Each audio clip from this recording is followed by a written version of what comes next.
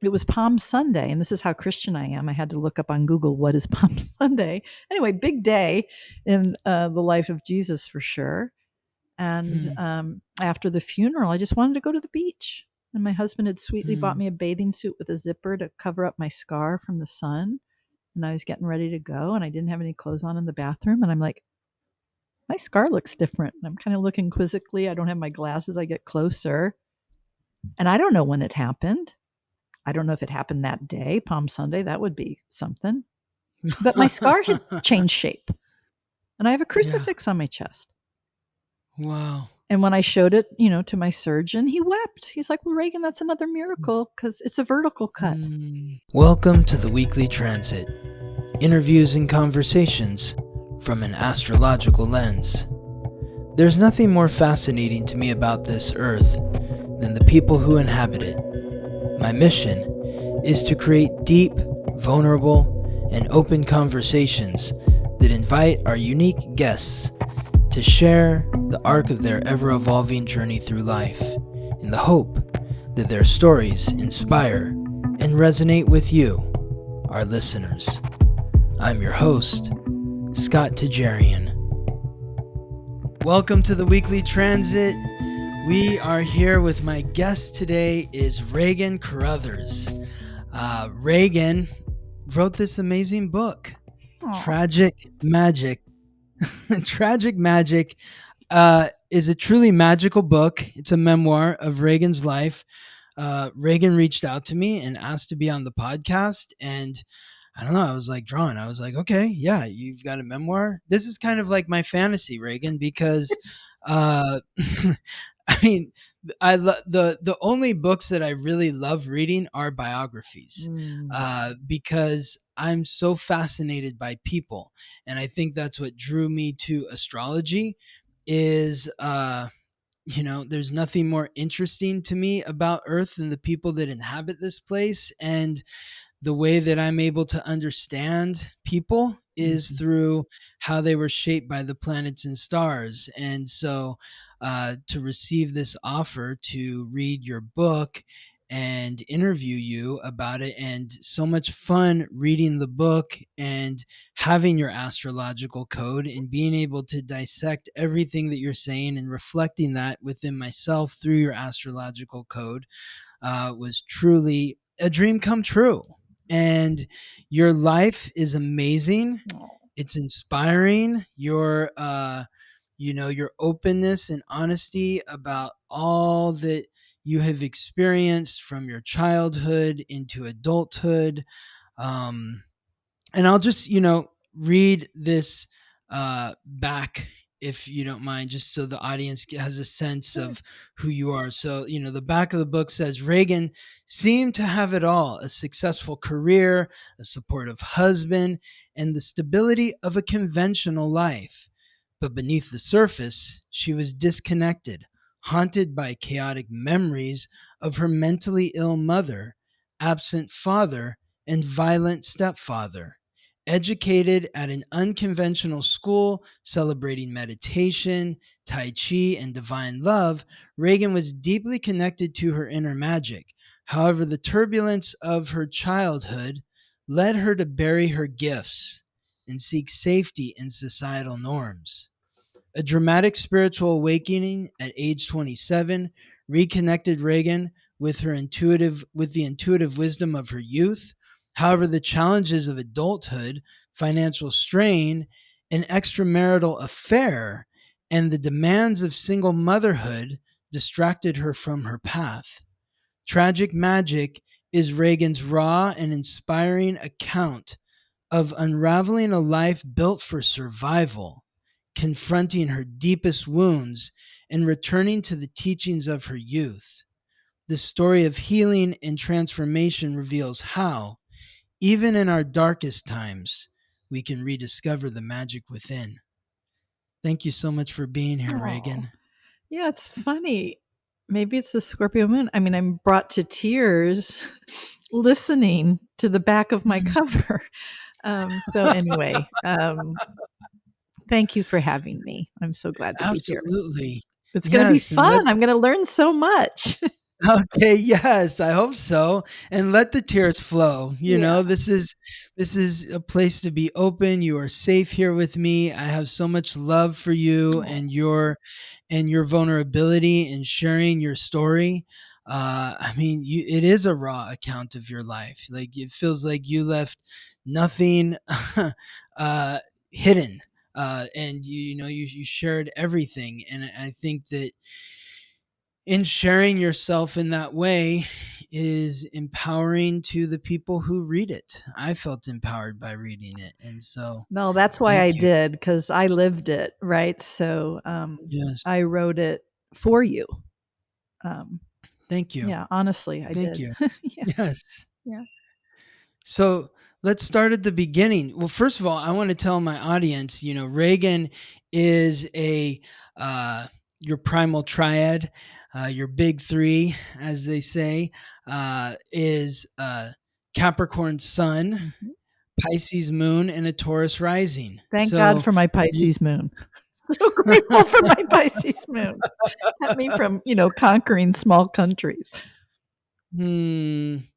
Well, you are my soul sister, Reagan, because I am a Pisces moon and a Taurus rising, just like you. Oh, So my sun is in Scorpio, yours is in Capricorn, but we share our. You're my Pisces moon sister, oh. Taurus rising, like me. So I definitely had a lot of empathy for everything that you were sharing in the book, and you really get right into it in the beginning when you're sharing about your childhood. And even before the childhood, you're talking about the ancestry, Mhm. and the wounding of your ancestry. Can you share a little bit about that with the audience and your Yeah, sure. familial history, and how you were drawn to learning about your past and what you discovered when you came across a distant relative who knew more about your ancestry than you did? Yeah. So, I mean, on the one hand, my lineage, there's an exceptionality to them. Um, my grandmother, my mother's mother, was so poor, but she went to Cornell. I don't even know how that happened. Hmm. In the 1920s, like who did that?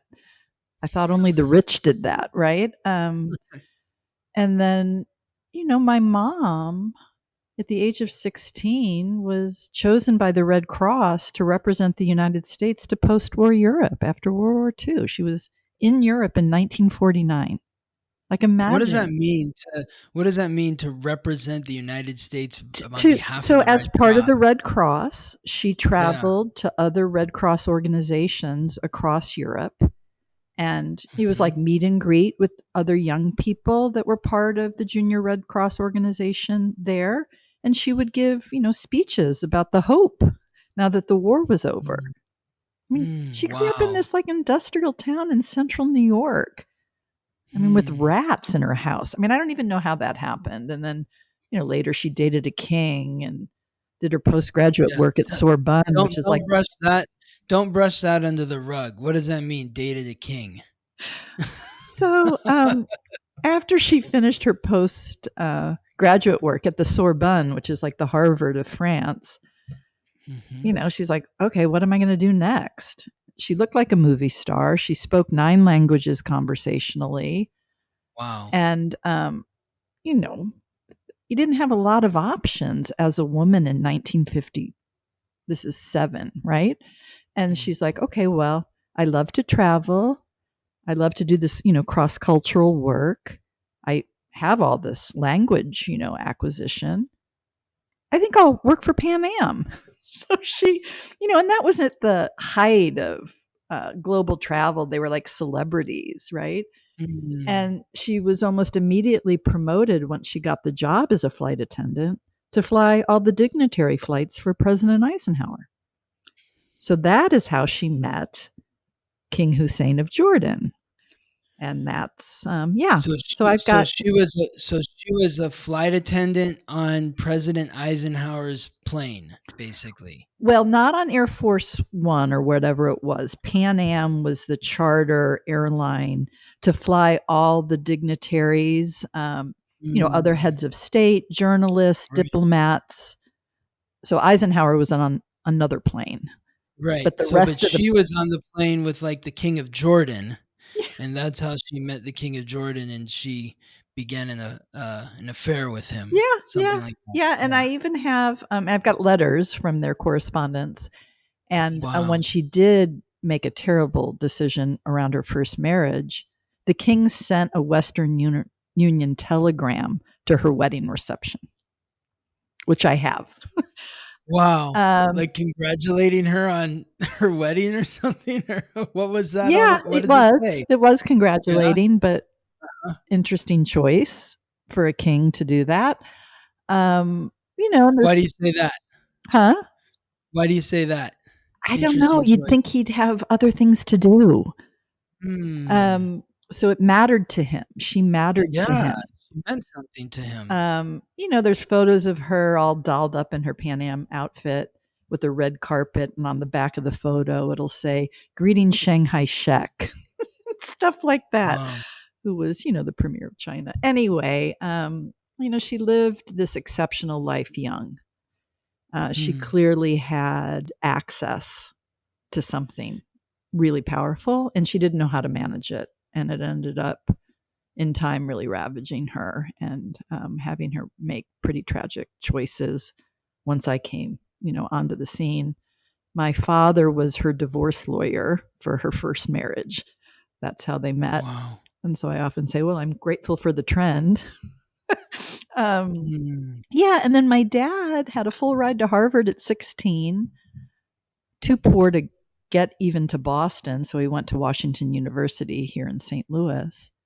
And was always number one as an undergraduate, number one as a law school student, contributed to legal scholarship, created product liability law in 1956. We take it for granted that you can sue a company for injury. Well, before my dad, it hadn't happened.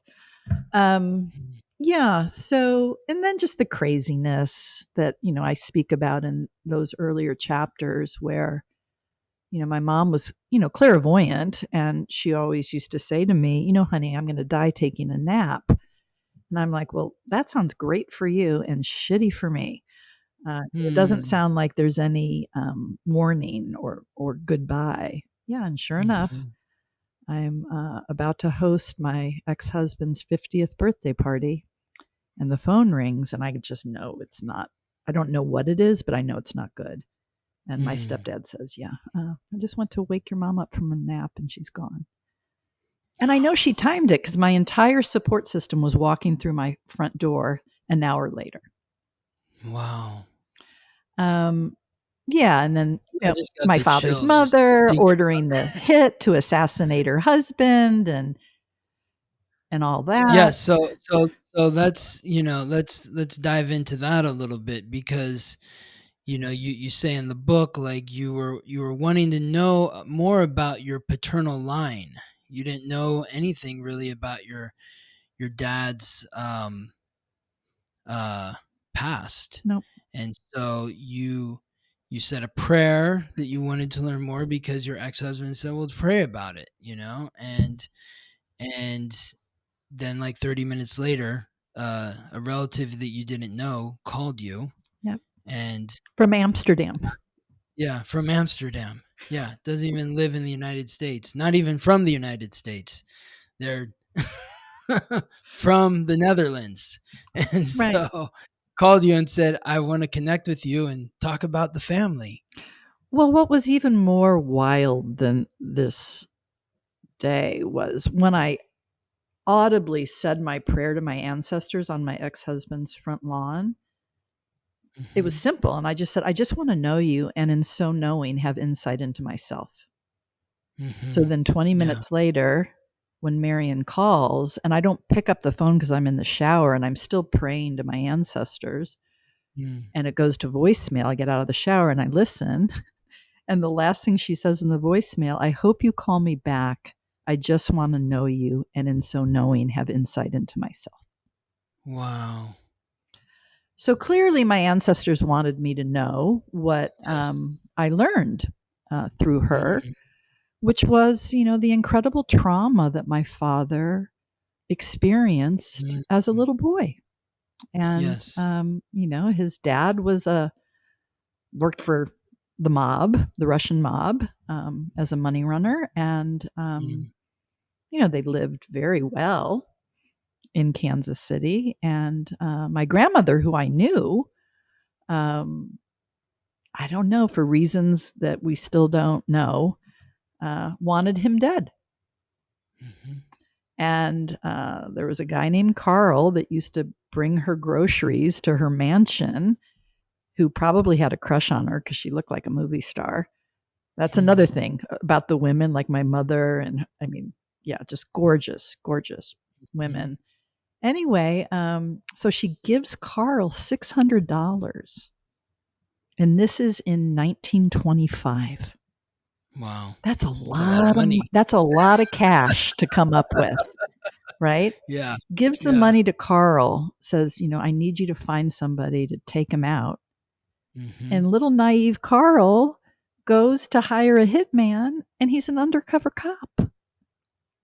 Oh boy. So, yeah, so my grandmother is then arrested for conspiracy to commit murder, and she's put in prison. My father is 2 years old. Oh my God.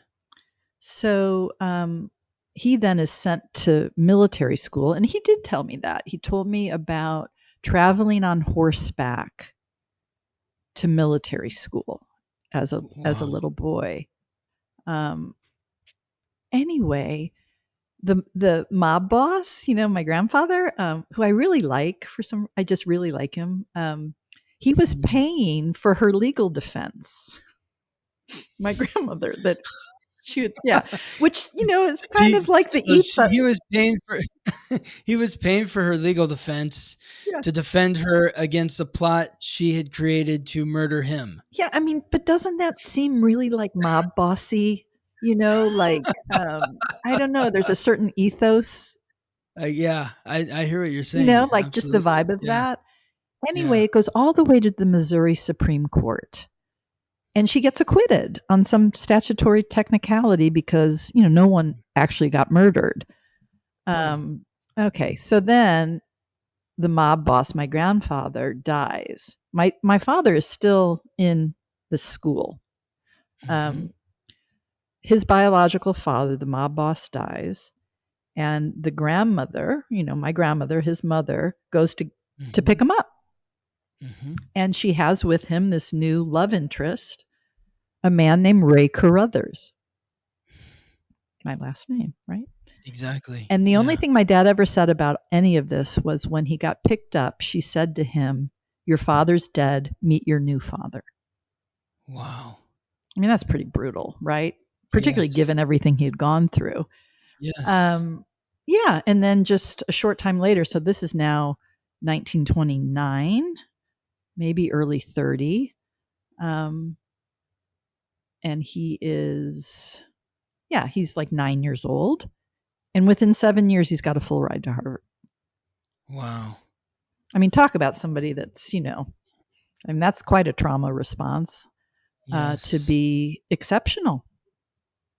Mhm. And there was a lot of exceptionality that he inherited, right? Like um, on the on his mother's line, right? They were very rich, and they started VWEG Publishing, which was so interesting that I got in the publishing industry after college, not knowing. This was your dad's mom Yeah, and the one who tried to have her husband killed. yeah. Wow. So that Okay. lineage in Yeah. in the Netherlands. In the Um, Netherlands, they owned a publishing company. her Yes. last name was her birth name was VWEG.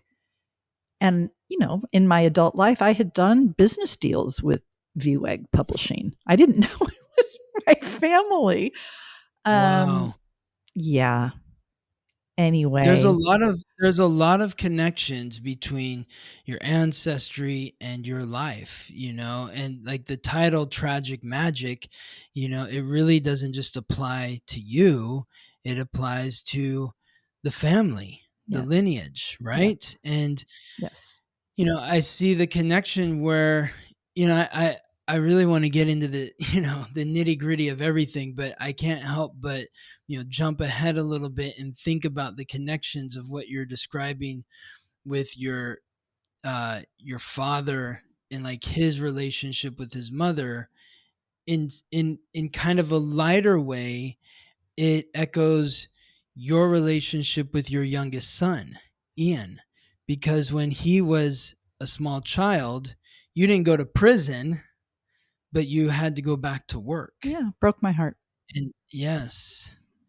So it's like a similar sort of redundancy Yeah. in the, you see that? Have you Yeah, recognized sure. that before? Sure. Yeah. I mean, Yeah. um there are parallels definitely, and I'm grateful for all of it. I mean, I'm at that place now where it all makes sense. It's like this complicated puzzle. Hmm. Um and I'm so glad that when I did pray, I got, immediately, um, yeah, I mean, they responded almost immediately. And I mean, that's miraculous, really. That's some of the magic part. Like, Hmm. explain that to me rationally, how that happens. You can't. Yes. You can't. Yes. And Mm.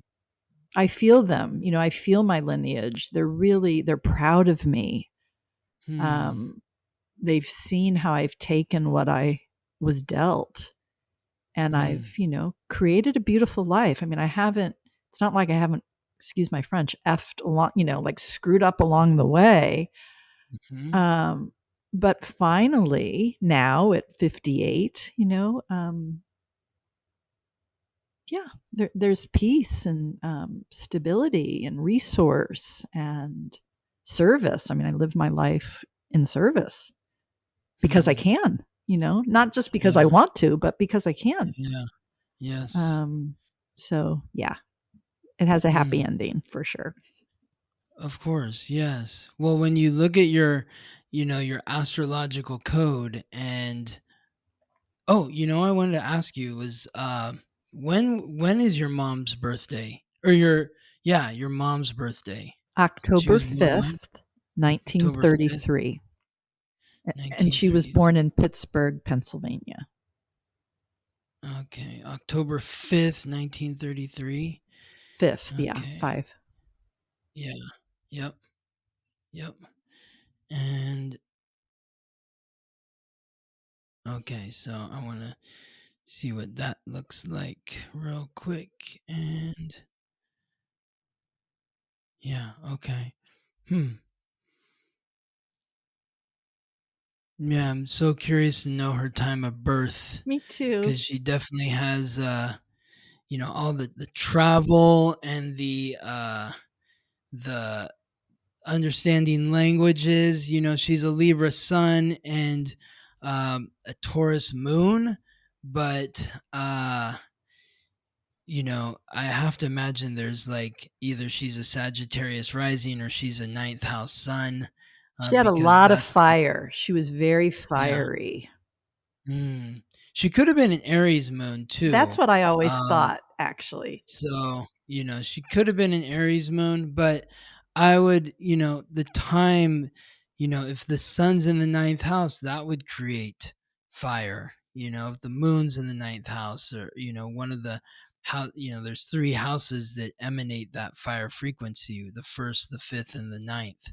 So that's why the time is so key. But if you're looking at, like your family and and the history of your ancestry and the wounding and the pain and suffering that they experienced, like this is your moon in Pisces. The moon is the planet that represents your past, Mm. your ancestry, your bloodline. And your moon is at 21 degrees in Pisces. Right next to it is Chiron, the Yeah, the wound. wounded healer. Yeah. Yep. Yes. So you have a wound to your ancestry, your Absolutely. past, your upbringing, but it's also ancient wisdom. And so you're here to help heal that wound Yeah. for your ancestry. Yeah. So, They're definitely yeah. rooting for me. And I really feel Mm, like, every day when I pray and meditate, like I feel not all the time, but often like they're hanging out. They're doing it too, yeah. you know? Yeah. I mean, my mother, she just couldn't self regulate. I mean, it was as Mm, if she was connected to all of it here. The, mm, the, mm, the mm, extreme highs and lows just ran through her.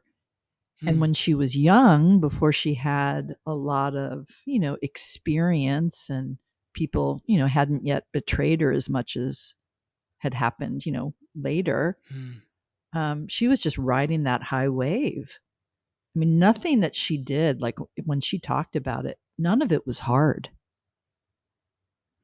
I mean, it just wasn't. She started the first foreign language laboratory for a major corporation at 22 years old. Mm.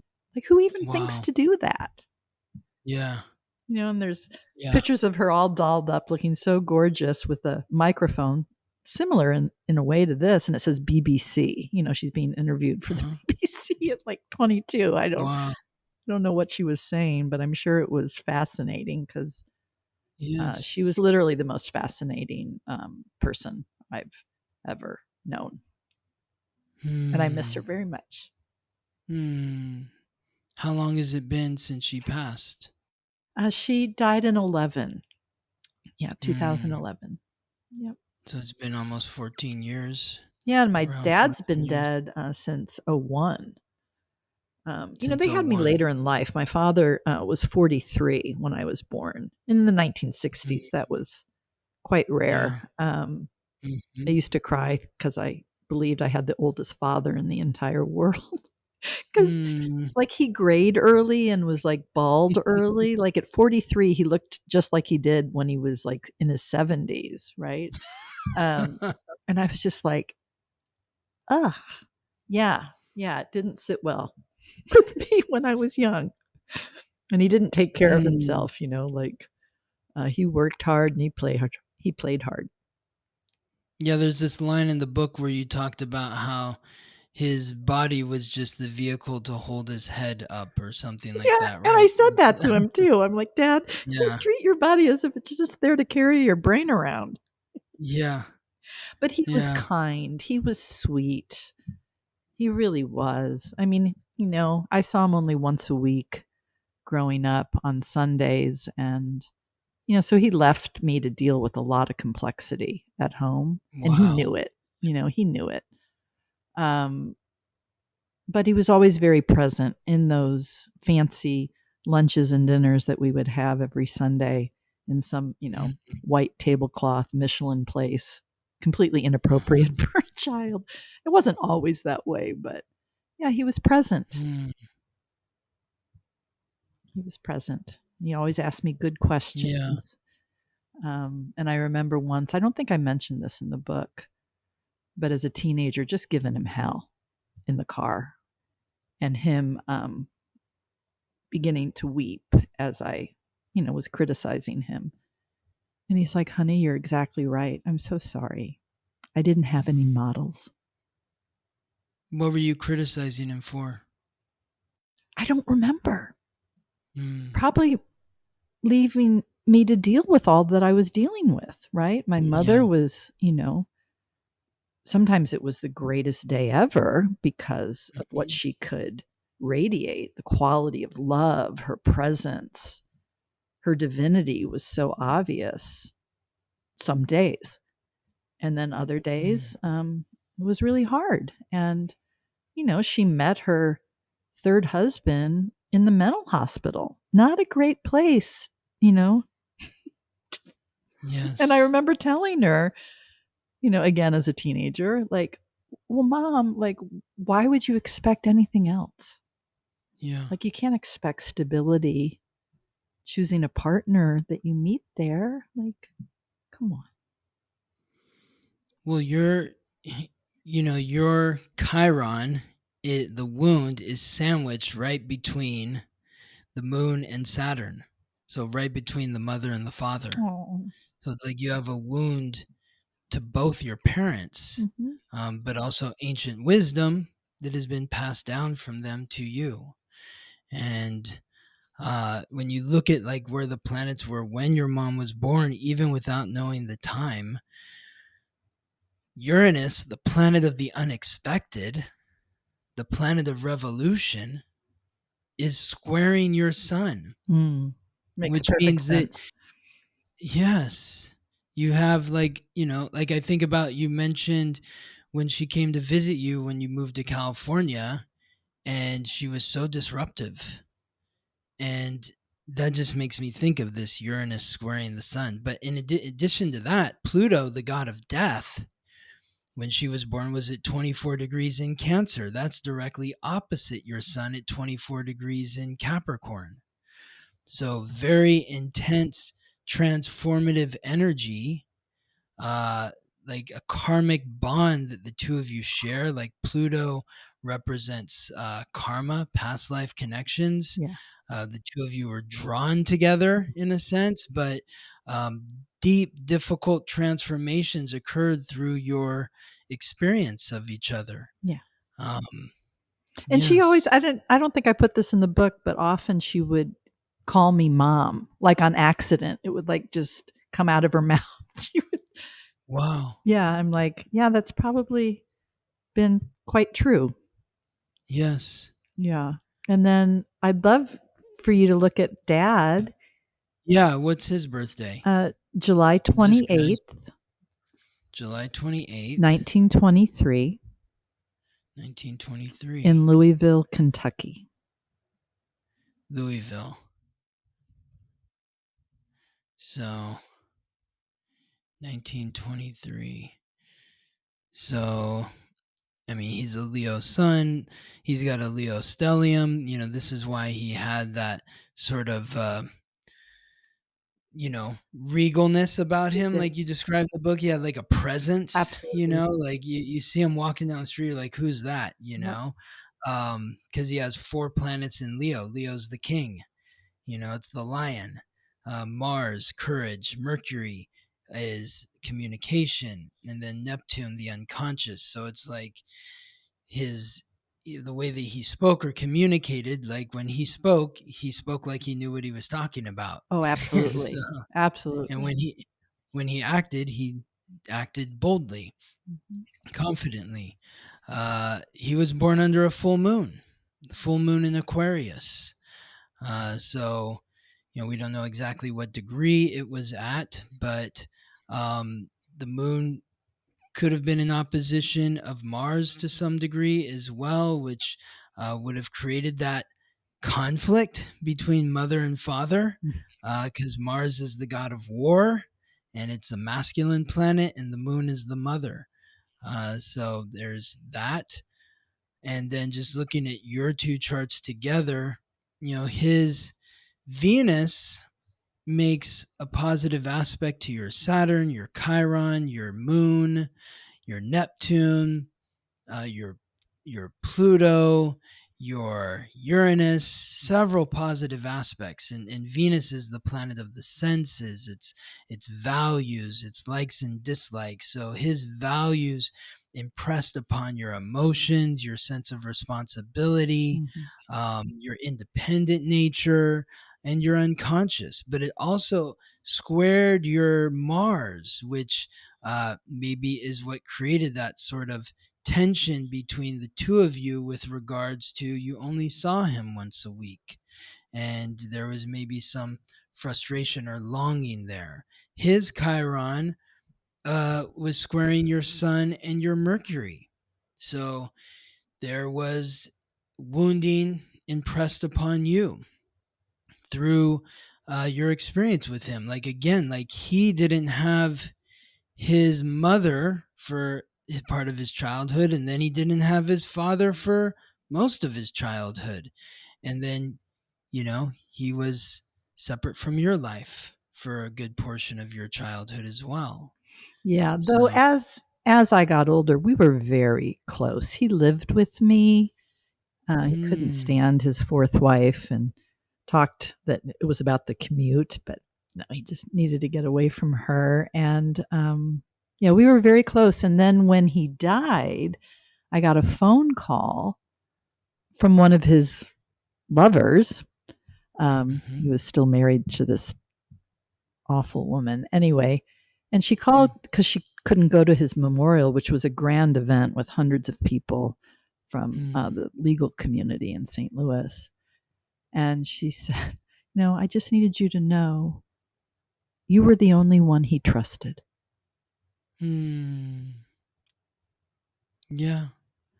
Yeah. Well, I mean, you can see why you had such a deep connection with him because, I mentioned before we got on the call that you have 10 planets or key points that are between 20 and 25 degrees, and his Venus is at 22 degrees. His Chiron is at 21 degrees. So those two planets are activating those 10 points in your chart. Your mom's Venus is at 23 degrees in Scorpio. So your dad's Venus is at 22 in Cancer. Your mom's is at 23 in Scorpio. So they're both water signs. They both align and activate those 10 points in your chart, some more than others. But then, your mom's Mars is at 26 in Scorpio. So that's why you can see why, so this was the attraction between your mother and father. Like her Mars, her masculine planet, is aligning with his Venus, the planet of love. His Mars, the planet of attraction, is aligning with your mom's Sun, the planet of vitality. So that's interesting to see. But when did you live with your dad, or he lived with you? You said, did you get into that in the book? I don't Mm-mm. remember. Yeah. Okay. No, I I was like, mean, that's, there's a yeah. lot I didn't Oh, include. sure. Totally. It would have Yeah. been a long Too much. book. Yeah. So this would have been the first time, 93. Because I remember when I got pregnant with my first, I was like, Dad, I can't have you here and the baby. Like, it's too much. Mhm. So yeah, that was 93, most of 94. Okay. Yeah. And this was when you were with your first husband? Yeah, and this is when I Mm. was very busy. This was before my awakening. I had, a really demanding job, and I traveled all the time. I mean, so much so that I would Mhm. wake up in the morning and be like, "Where am I?" Like, it was, yeah, yeah. So they spent a lot of time together, actually. Mm. Your dad and Michael Yeah, yeah, more so than me because I was gone so much. on the road. Yeah. Hmm. Fascinating. And so then you had your awakening. I sure did. Talk about that. What was that? What happened? Yeah. So, as I talk about in the book, when I was little, and who knows why? I mean, maybe it was because of how chaotic the energy was in the home. I don't know why, but I used to see things that scared me. Like these, they were men, but they didn't Mhm. look exactly like men. They kind of had this fiery, almost like demonic look about them. And there was one that used to follow me around all the time. And I was 9 years old this fateful day. I was downstairs tumbling and getting away from the chaos upstairs. I had the turntable on really high. And there he was sitting on top of my washing machine, looking quite scary. And I ran up the basement steps and I screamed out loud, "This needs to stop." Because I could hear what other people were thinking. I mean, it was such a load Mhm. on my system and I couldn't make sense of it. And it was frightening. I would always sleep with the light on at night because of what I Mhm. would see. Anyway, okay, so the veil comes down almost as if I command it to stop, and it does. Mm-hmm. Well, at 27, I'm, a junior executive in the publishing industry. I'm at a national sales meeting, fighting the good fight. There was so much dysfunction and terrible behavior in the company where I was working at the time. So that was sort of the setting. And my best friend from childhood, whose home was like my safe haven, comes to stay with me at the meeting because she wants a job in San Francisco. And that's where I was. And I'm like, yeah, stay with me. I'll take care of you. So she comes and she brings with her the book Return to Love by Marianne Williamson. And I'm, smoking my cigarette and maybe drinking a shot of vodka before having to go back down to present to these a-holes. And I opened the book and it's like Christ consciousness, this and that. And I looked at Heidi and I said, I love you and I don't have time for this. And off I went to lead my next session. Okay. So this fateful night, she's gone. She's deciding to go party in the city. I'm exhausted. I just want a decent night's sleep. And I don't know, I think it was around 1 a.m. I, woke up and I hadn't yet opened my eyes and I had terror in my heart. I mean, and it reminded me of what I felt as a kid. And I hadn't yet opened my eyes. I do. And there's that same entity at the end of my bed. And I just sit up out of bed. I look at him. And for reasons I don't exactly understand, I said to him, oh, it's you. It's only you. I'm not afraid of you. And I went back to sleep. When I woke up the next morning, all I could feel was divine presence and unconditional love and oneness that I don't have words for. I mean, I tried to describe it in the book, but it fails in terms of how it felt. And I was getting, direct downloads. And I just wanted to talk to my mom. I understood everything. I understood her. And I didn't know how long this consciousness was going to last. I had a sense of urgency about reaching her, and I couldn't. I tried to call my dad. I tried to call my husband. The only person that picked up the phone was my stepfather, who had been this instrument of violence and emotional abuse from age 3 to then, right? And I felt nothing but love for him and told him so. Told him I forgave him, that I understood him. I understood he was just acting out from his own trauma that was not resolved. I had such compassion. And, he drops the phone and comes back a few seconds later. And he's like, well, Blonde Beauty, I don't have an explanation for this, but a golden eagle just landed on the crabapple tree in the backyard. And then a few seconds later, he's like, now he's starting to kind of feel a little like, I don't know, out of sorts. And he says, now there's a red fox. I mean, it just comes out of nowhere, right? There's a red fox looking up at the eagle. And he's Comanche. His bloodlines are Comanche and Sicilian, and he's a Scorpio. Whatever else is going on in that chart, there's nothing but intensity in it. Yes. And ever since that moment, that transmission, what I was energetically holding and what I communicated to him, he's been a kind and gentle man ever since. And that was, 30 years ago. Wow. And what do you think shifted on that night? What happened? I don't know. I mean, I kid that maybe that entity as a kid was just trying to get me to awaken, right? And the lesson of all of it for me, right? And it makes so much sense given my lineage and everything, is can you be sovereign and radiate unconditional love in the midst of darkness? Because post-awakening, I mean, I was initiated in, I mean, it was terrifying what happened to me. I was pulled out of my body against my will by these demonic forces. When you were a child? No, this is post-awakening. Post-awakening, okay. Yeah, it lasted for over 2 years.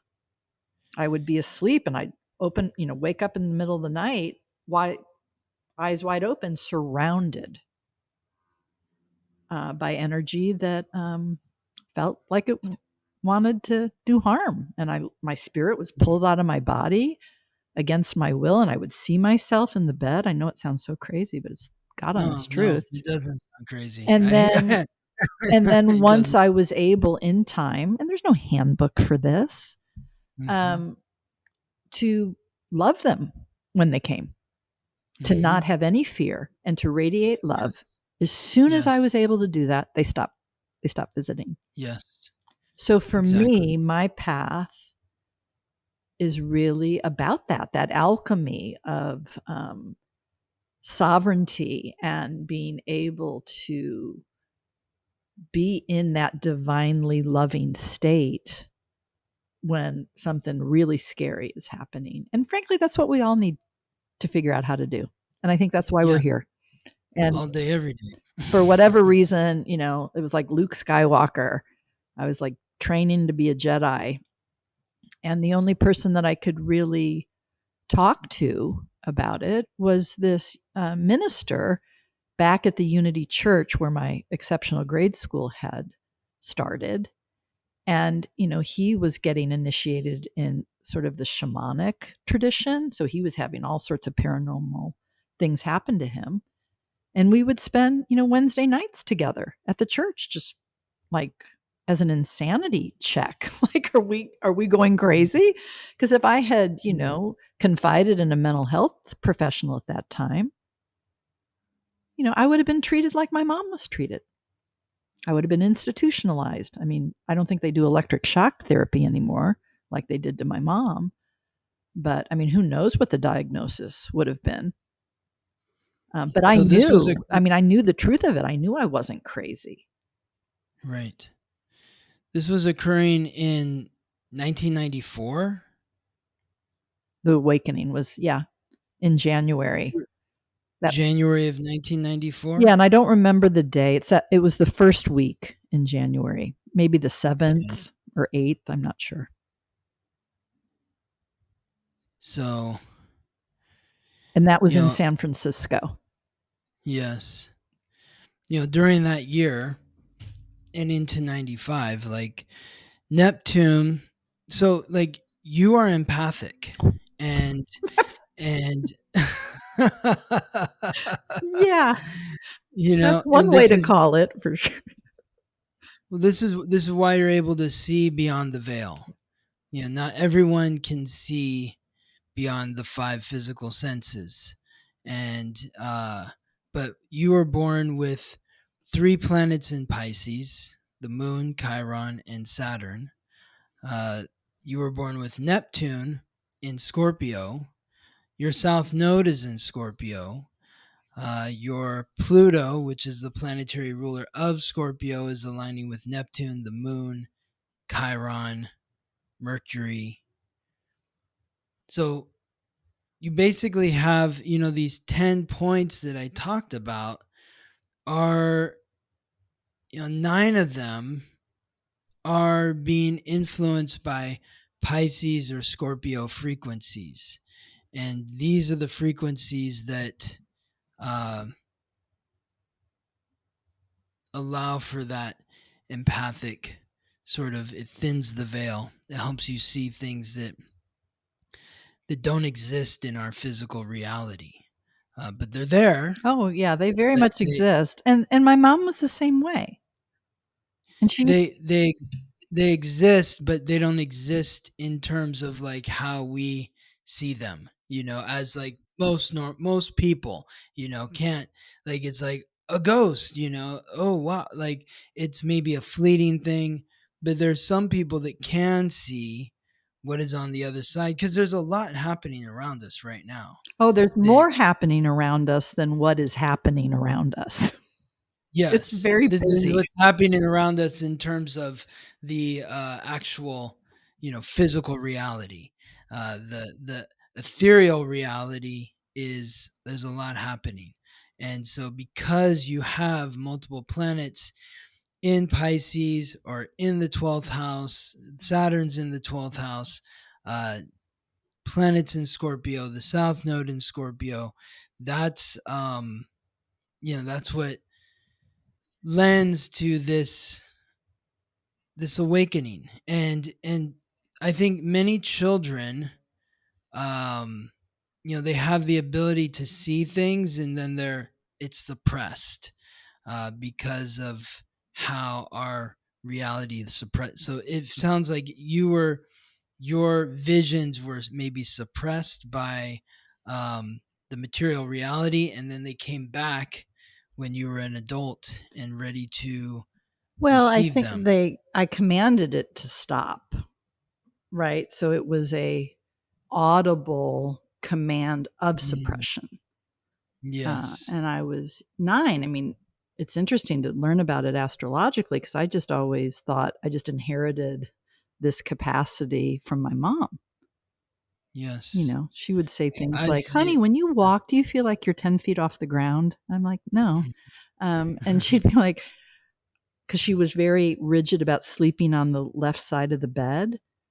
And Mm. I remember asking her once, again, this isn't in the book, and she said, "Well, that way the witches don't tickle my feet." Like, huh? Yeah.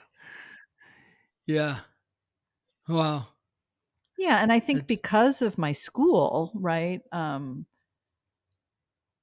none of this was enculturated out of me, and my mother certainly wasn't gonna enculturate any of it out of me. Um, that wouldn't even occur to her to do. Um, so that also kept me, I think, more open. So I had this innate capacity, right? But then I have this, experience of schooling where we meditate and get our energy field photographed with Carillion film and do Tai Chi for gym, right? So yeah, there was just more coming at me than I knew what to do with. hmm. Yeah, it was, yeah, exactly. You didn't know how to, as a 9-year, as a little kid, it's Mhm. like, what's going on here? Make it stop. Uh, Yeah. and so when you look at where things were on in early January, you can see the Neptune and Uranus were up here at 20 and 21 degrees in Capricorn. So they were awakening these Pisces frequency over here with the moon and Chiron at 21 and 22 degrees in Pisces. They're aligning with Neptune at 23 degrees uh, in Scorpio. They're also aligning with Pluto, the psychic planet, at 20 degrees in Virgo. So that is, sort of the trigger of that awakening. And if it was, let's say, on January 7th, the moon was in Scorpio. If either way, early January, Jupiter was also in Scorpio, and Jupiter was opposite your ascendant. The ascendant is the essence of your soul, and so the essence of your soul was being expanded and awakened to the sixth sense that Yes. exists within you.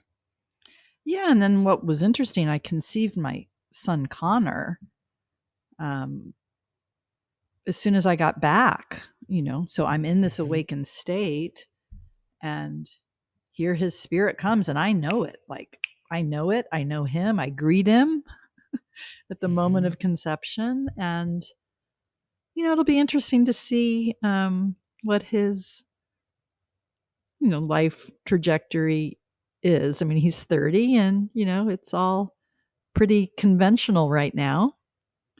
Um, Mm-hmm. he's making great money, living in Silicon Valley, has a beautiful fiance. Um, Mm-hmm. yeah, we'll see. We'll see. Yeah, well, He's got a lot of he's Chiron, I would assume, in his chart. Um, when is his birthday? November 4th, 1994, in St. Louis, Missouri. Uh-huh. And I don't know exactly, I'd have to look, but it was around 6:25 p.m. Okay. So he would be a Gemini rising and a Sagittarius moon, Scorpio sun, Scorpio stellium. He has 4 planets and the North Node in Scorpio. Um, and so he he has Venus, just like your mother, the Sun, the North Node, Jupiter, and Pluto, all in Scorpio. Um, and then the moon in Sagittarius, the ascendant in Gemini. So his Jupiter at 22 degrees, his Neptune at 20, his Uranus at 22 degrees, both in Capricorn, his Chiron at 22 degrees in Virgo, his Mercury at 23 degrees in Libra. So he has several planets that are aligning with your planets that are within that degree area. Mm-hmm. His Chiron is 22 degrees Virgo. Your Chiron is 22 degrees Pisces. They're directly opposite each other. So a lot of deep healing going on between the two of you. His Jupiter, like when you say he has a lot of, I bet he has a lot of Chiron. Well, I mean, Chiron is sextile Jupiter. Jupiter's the planet of expansion.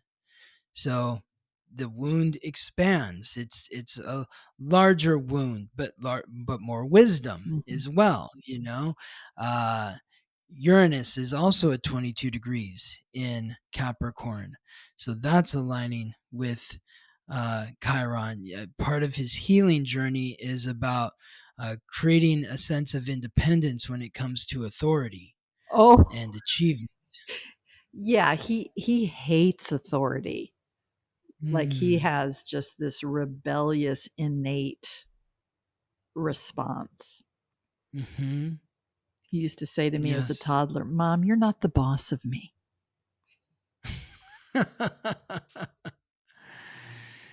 So, it's interesting also, like your north node, south node are directly opposite each other. Like your south node is 13 degrees Scorpio, his north node is 14 degrees Scorpio. His south node is 14 degrees Taurus, your north node is 13 degrees What Taurus. does that mean? So What does that mean? so yeah. So I found it interesting in the book because, I'm always looking for the north node and like, where is it showing up here? And at one moment in the book, I think it was right after you had, it was maybe shortly after your divorce, or not, maybe it wasn't after your divorce. It was like, I think it was after your divorce, but you wrote, you know, in that year I made $279,000 the first year Yeah, that I well, worked at we this we company. weren't And I, technically divorced yet, but we weren't. Yeah, we were separated and waiting for you needed Cali to, you waiting needed for to support the family. I sure That's what it did. felt like. The weight of Absolutely. supporting the family. And so, I found that interesting because, and you're like, I'm not writing this to brag. It's just like, this is what I needed to do, Right. to support, my two kids and my soon to be ex-husband and all this sort of stuff. It's like, that was the weight that was on you. I found that interesting because the north node, south node, the south node is the karma that you brought into this life, the gifts that you received through the traits that you cultivated in your past lives that you brought into this life. The more you spend your energy in your south node, which is what we're drawn to do because it's what we come into this life with, and so it's what we know, and so it's what we desire. It's like, this is what I need to do. But the more that we're in that south node frequency, the further we actually get from it, and the more frustrated and flustered we become in life. Mm. The north node is the karma that we're meant to develop in this life, the gifts that we're meant to receive through the traits that we're meant to cultivate in this life. The more that we spend our energy in our north node, though it feels uncomfortable to us at first because it's it's unfamiliar to us, the more we spend our energy there, the more our soul feels at peace, and the more we receive what we desire from that south node frequency. So Scorpio, Taurus are the two signs that represent money. Taurus is my money. This is the bull. We want the bull market, right? The stocks are going up, but the bull is a big creature. It's the largest creature of the zodiac, and it wants space from everything else. Like, don't crowd the bull. Don't try to move the bull. The bull is going to get agitated. So the bull needs that space. It just wants peace and serenity. The cool grass beneath it, the warm sun on its back, and the fragrances of the flowers in the forest carrying into its senses. The Scorpio is the money that we share with others. It's the intimacy that we share with others. Scorpion is the smallest creature, and it can go anywhere. It can crawl up your back, into your shirt. It can go into the crack in the wall, under a rock. Where did it go? What is it doing? Nobody knows. And so you came into this life with great psychic powers. That's what Scorpio is. But what you're meant to develop in this life is your self-worth, your value, and to recognize how that value is separate from other people, because it's mine. And I really loved, you wrote this letter to Jim, your second husband, that you laid it out, everything, your history, what you're looking for, like all the stuff. It's like, this is what you're getting with me. Right. So I'm just telling you up front, like, and there's no compromising this. Like, this is who I am.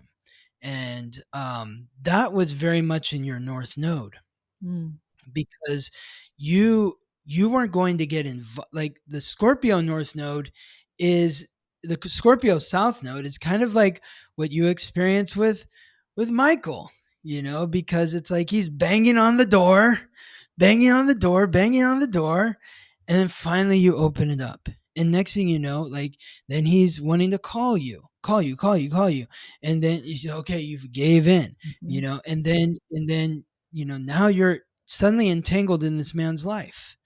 And against then, my intuitive sense of what I should have done. Exactly. But that is the South Node in Scorpio. That's you being in that South Node in Scorpio, where the Scorpio frequency is just about getting involved with people. And you got involved with somebody that you didn't really know. And you didn't know him to the point where you thought he had money. And then you got evicted from your apartment where you were living with him. You didn't know what was going on here. That was a clear sign that you're in your South Node, because you're involved in somebody else's chaos that has nothing to do with you. And now you're in bed with this person. The Taurus North Node is what you developed more, and that's what brought you Jim. Jim, where Jim is like, listen, I'm going to take care of you. But there's no strings attached. Right. It's like, I have money and I'm willing to share my money with you, and your money, you keep your money. Like, you don't have to, like, do something for me. It's like, I'm good. So there's a clear divide and separation between you and Jim that's healthy, which is why it works.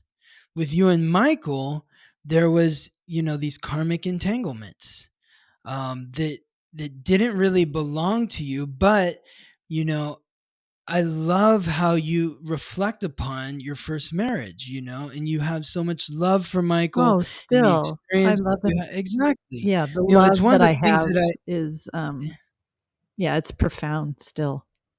I really want to, emphasize this, because this is something that I talk to all my clients that are going through divorces or breakups, or especially mainly the ones that have kids. And I tell them, it's like, you need to want your ex-husband to be a strong man. Yeah. And he needs to want you to be a strong woman, because your strength is going to empower your children. If you're trying to, belittle or tear down your ex and you have children, that's going to hurt your kids. If they're doing that to you, it's going to hurt your kids. So I really love and want to commend, the way that you work through the detangling of your karma with Michael. There was a lot of love and respect on both sides between the two of you. Well, And he it won't just, speak to me now since I published the book. So oh, yeah, really? Okay. there is that. Okay. It's So, like, how is talking about it worse than what we lived through, right? Like that yeah. doesn't make any Wow. sense to me. Wow. But So there's that's still karmic work to be done there, clearly, yeah. I mean, I so, but every day I say this prayer to him, I mhm, love you. I'm sorry. Please forgive me. Thank you. mm. The thing is like, if he were to listen to this conversation, I would tell him that, like, to me, he's not painted in a bad light. No, I didn't think Like so. I And frankly, there's a lot of other things I could have included, and I well, chose not to. the way that I read it was like, I mean, this is a relationship. And like, I can look at him and say, "Ugh," there were a couple times where, like, like when he decides um to, to invest money in HeartMath, and you're like, "Yeah, we don't have this money," and he's making financial decisions that are affecting the two of you. That's your south node. Yeah. That's that Scorpio frequency. Like, you had not protected Mhm, yourself from, you know, your husband's financial dealings. mhm. And as a result, it drained on you. So that was an awakening for you to get into that north node frequency of Taurus, which is like, this is my money. You do whatever you want with your money, but I'm taking care of myself and my own, and that's it. And so you can do what you want to do, but don't make it about me. He didn't do that, but you didn't do that either. You got involved in that. And you knew that from the beginning.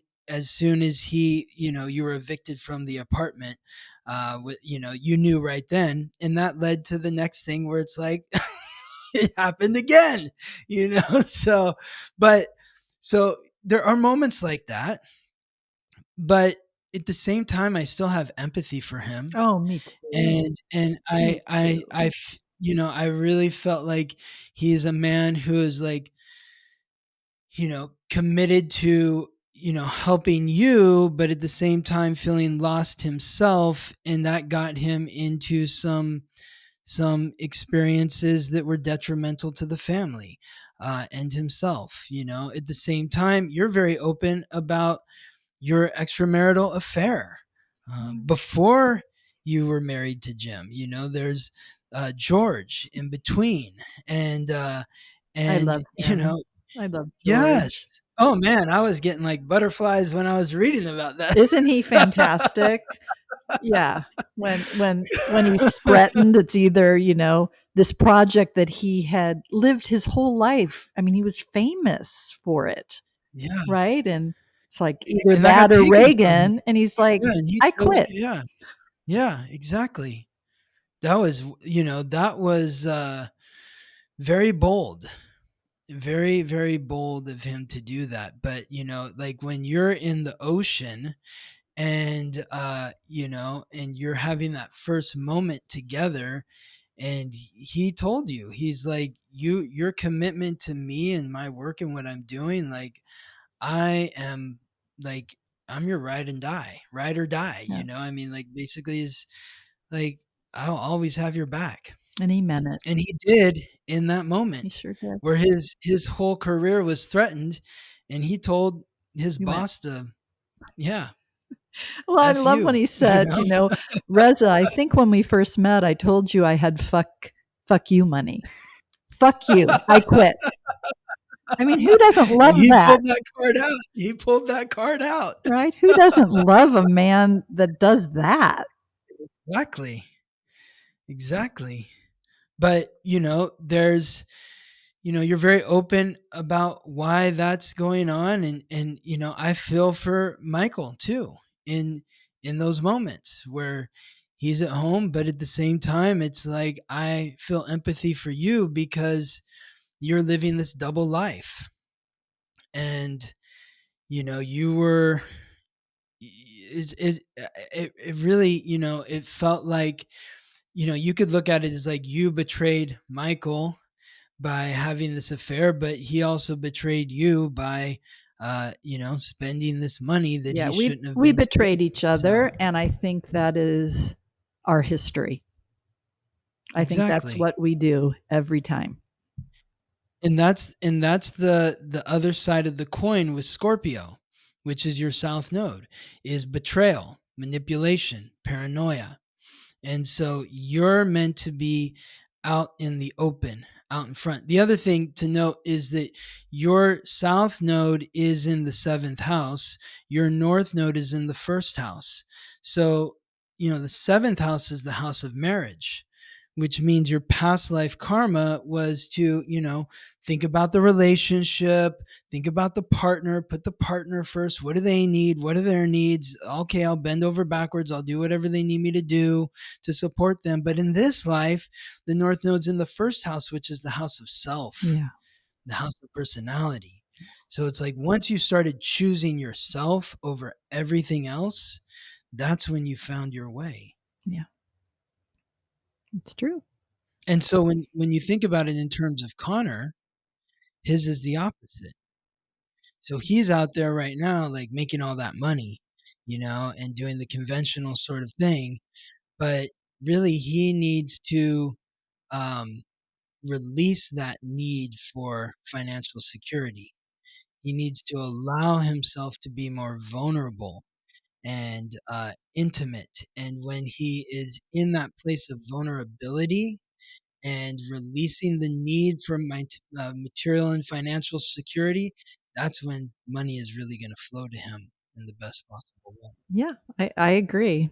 I agree. It'll be fun to Mm. watch because I think I'm going to be here a long time. Yes. Yes. Yeah, Well, because and that's because like, I was supposed to be dead, and I'm clearly not. So, yes. Do you want to talk about that a little bit? well, sure, sure. Yeah. Well, I mean, what were your reflections on that part of the story? Well, it takes me to this book by Louise Hay. Are you familiar with that book? Which one? Louise Heal Your Body. Oh, yeah, yeah, sure. Yeah, and just thinking about the heart, and it represents the center of love and security. Yeah.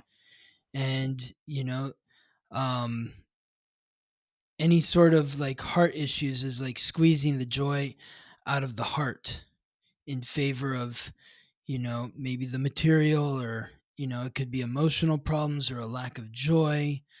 And so strain and stress, your heart has been through so much in your life Well, and it was from your born broken, childhood. right? I mean, that was ultimately, what I learned. Um, yeah, I mean, so in meditation, that fateful night, right? There's these moments in my life, right, where it's just like, yeah. Um, so in meditation, I'm getting ready to work on the book, and I'm in Joshua Tree. We're still locked down in California, which was the whole COVID thing. That's a whole other podcast. Oh, Um, I love to talk about that with you. That was fun to read. yeah, and I just needed to get away, right? To Yeah. write and just be by myself. And I had a, particular prayer and ritual that I would do before I sat down to write, and sit down, and immediately, you must urgently move home. And I know that voice, right? I mean, I know who that is, and I do Mm-hmm. what that voice says. And so, found myself the next morning flying to St. Louis, which was home, having, lived in Santa Cruz, California for almost 25 years, and called a friend and just said, God says I have to urgently move home. So will you help me? Because she was a realtor. She said, of course.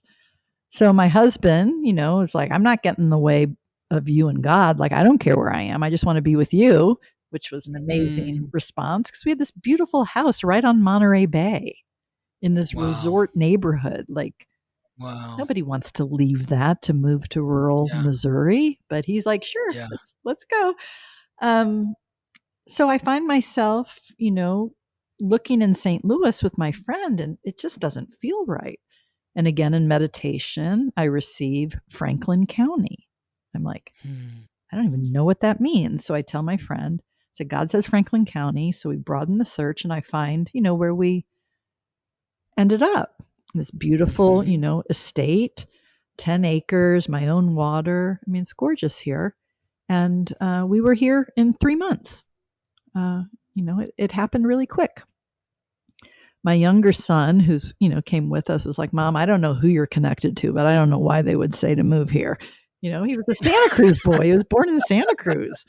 My older son was Yeah. born in St. Louis, so he has a little more kind of connection here. But Ian was like, what? Yeah. And then again, a few months after we get all settled in, and I'm teaching yoga on my back lawn as an act of service, renovating this palatial garage. Looks like more like an airline hangar for my Wow. yoga, or what I call come work on your shit center.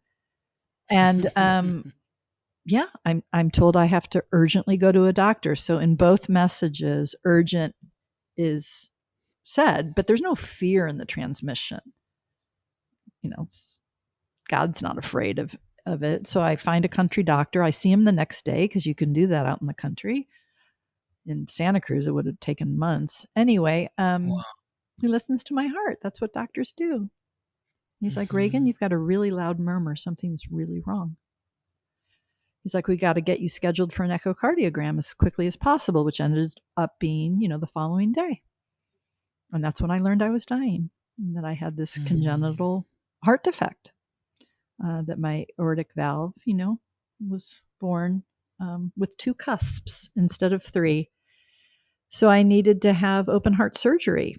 And the reason why God wanted me in this area is that Barnes Hospital, where I was born, just happens to be one of the best places in the country, if not in the world, for the surgery I needed.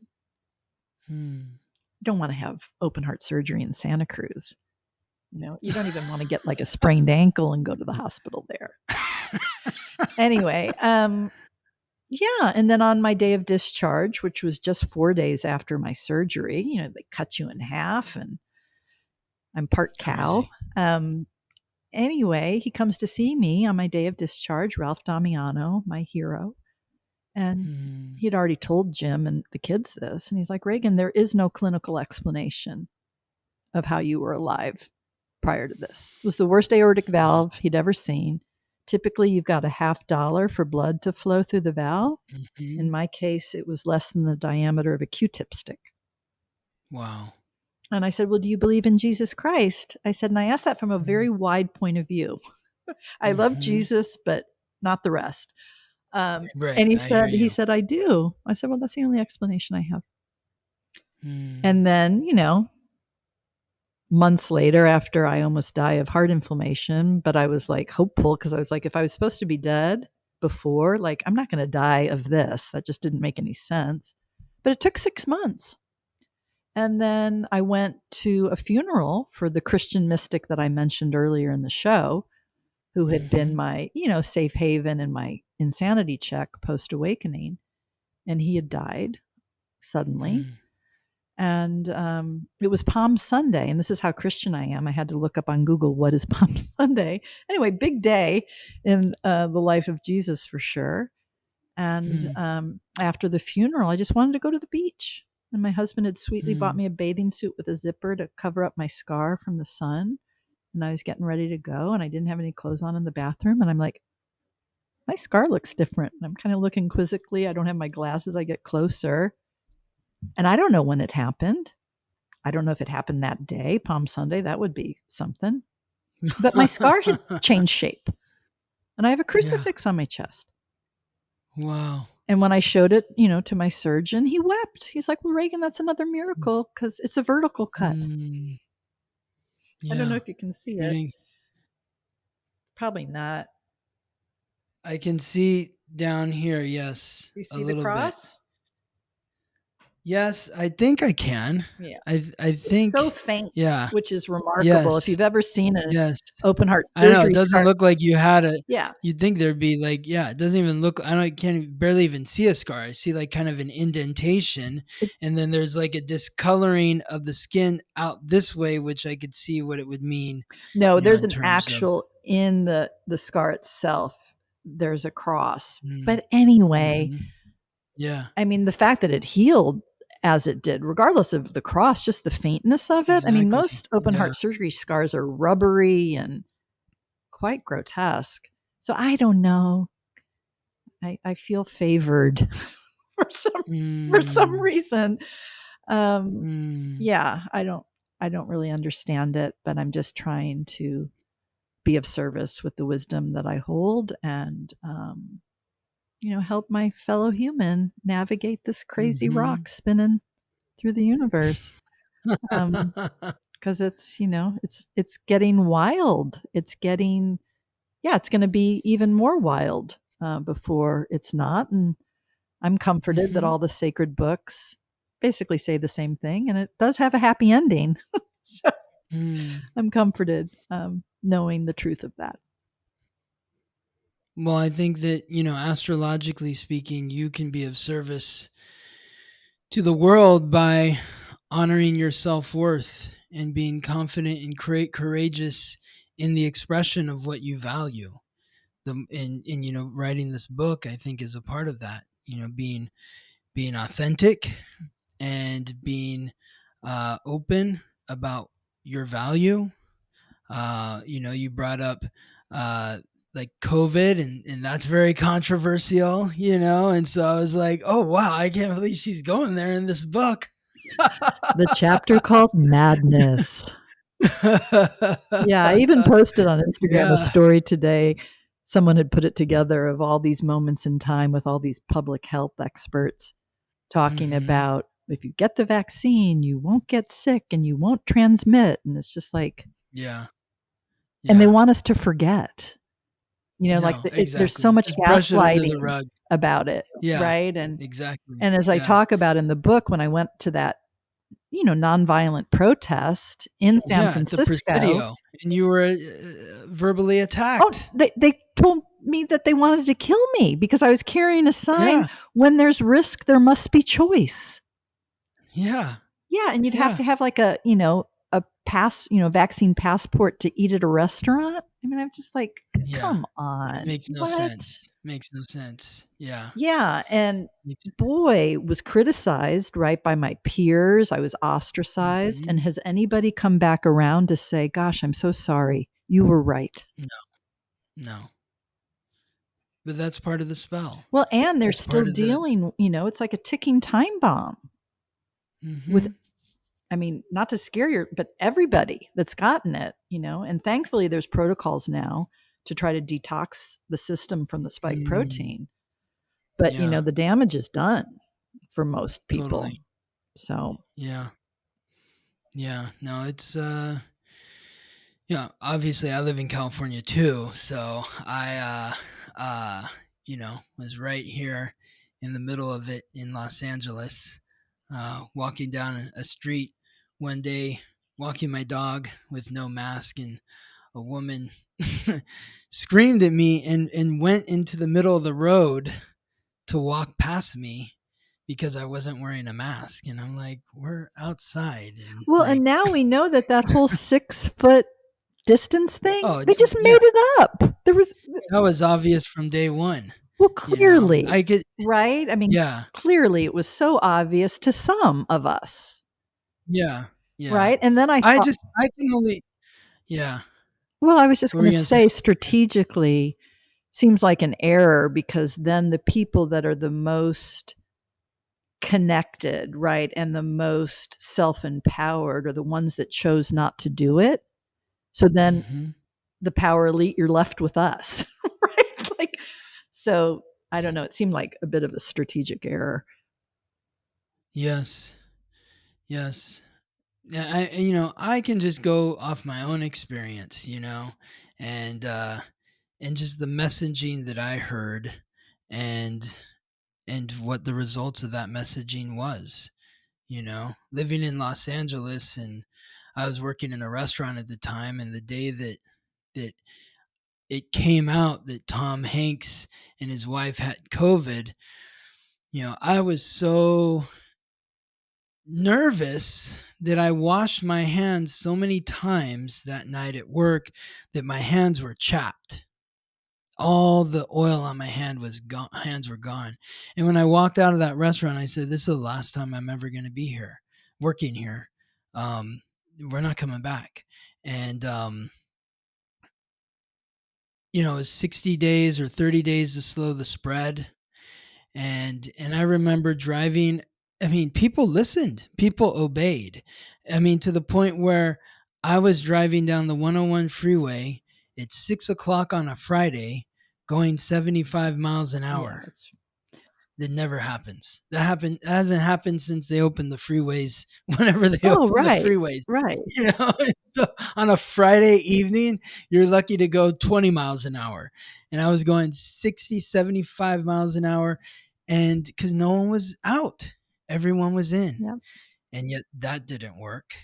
And then it was the 6 feet, and no, you don't need a mask. Now you do need a mask. And then, but in a restaurant, like if there's a partition between you and the other table, then the virus is magically not going to get to the other side. It's so confusing. It's like, this doesn't make Well, any it's sense. ridiculous, right? I mean, I never Yeah. understood like Nazi Germany, like how that all could happen until COVID. And then I was like, "Ooh, I get it." Yeah. How Yeah. fear can make people do unspeakable things. Totally. And because of my direct experience, I know I'm both divine and eternal. I'm not afraid of Mm-hmm. death. Even as I faced death, I had no fear. And my Yeah. prayer was for the highest good, not for me to live. I mean, what do I know what the highest good is? Mm-hmm. Fully surrendered because I know I'm eternal. And if It was humanity knew that truly, they would have yes. responded differently to COVID. And my woke, Right. Santa Cruz community that's supposed to be so spiritual, Mm-hmm. like, no, they showed Mm-hmm. their cards Well, through that whole that was thing. the interesting thing, because it's like it turned the whole world upside down, where liberal is to be free, and yet the liberal people were the most not liberal. When And you think still of, aren't, right? And yes, still aren't. Yeah. because when you think of Santa Cruz, it's like, yeah, this is like the most hippy dippy like sort of place on the planet. But man, locked down, don't leave your Not house. You're a hippy-dippy bad. anymore, It, and the consciousness of Silicon Valley now is basically polluted the place. I mean, it was mm, already kind of false in its spirituality, mhm, and I didn't understand that until COVID. And then, Silicon Valley, because I worked in Silicon Valley, right? And I'd ask people, "What's your favorite beach?" or "What's your favorite hike?" And they would just look at me like, "I don't know, I've never been." But then yeah, because of the yeah, lockdowns, everyone's like, "Woo!" Right? And so Mark Zuckerberg buys, I don't know, 5 houses in a row in Pleasure Point to create his compound, and all these, mm, people with so much money buying homes for cash, and it's like their 5th house. So they're not invested yeah, in the community. And exactly. then they bring their, shitty values and their 6 McLarens and, anyway. So, Mm. No, no, I love it. It's you just have to follow the money, and who's making money off of this? Where is it going? Who's suffering? It's the the people who are making the money are the ones who are benefiting off of this. So, and just the whole pharmaceutical industry and how they run everything. United States is one of I have a friend who works at a pharmaceutical company, and he's like, how many countries in the world allow pharmaceutical drugs to advertise on TV? 2. Two, exactly. Two. Yep. He's like, and you know why they advertise on TV? He's like, and this is somebody who works at a pharmaceutical company, a huge To pharmaceutical control company. media. He's To control he's media, like, that's it's why they do it's it. not to sell the drugs. He's like, they don't care about selling drugs. They're already sold. Yeah. It's about controlling the Yeah, media, like you just absolutely. said. Exactly. I don't And know. What's so, it going to take, humanity? Like, try to have clear seeing. We need more humans with more clear seeing. And we're so, mm, you know, apathetic. And the actual frequency of a television is apathy. yeah, And again, that's yeah, not an accident. exactly. I mean, I was rereading Sam Adams' biography, and Hmm. we had the American Revolution around so much less than what we Hmm. are dealing with today. Oh yeah, oh yeah. I always said the founding fathers would be they're rolling in their graves thinking about what this country became. Like, what a hot mess. Yeah, totally. You know, and people, I think most people are good-hearted, but Yes, they're busy. They're working 2, 3 jobs just to survive. They don't, yes. like, thinking about these things or even trying in their own way to do something is a luxury they don't have. Yeah. Well, and that's, I had a lot of empathy for you with the, raising your sons, where it's like you had to be working, and your husband's trying to get his business going, and but you're bringing in the money to support the family when you want to be home raising your sons, Yep. and not passing them off to somebody else to look after them for a hourly wage. uh and that's kind of how our society has been corralled. Like the humanity has been corralled by the structures of this country, where it's like now both people need to work, and that's good because that puts the kids in schools in cages, to be institutionalized and to be subjugated and told that they need to obey, Right. so that when they get out of school they're you Obedient. know exactly, Yeah, whereas at exactly. my grade school, we were singing songs like, "It's up to you what you're gonna do with your life. It's up to you what you're gonna be. It's up to you. Yeah. You've got the power to choose in your life.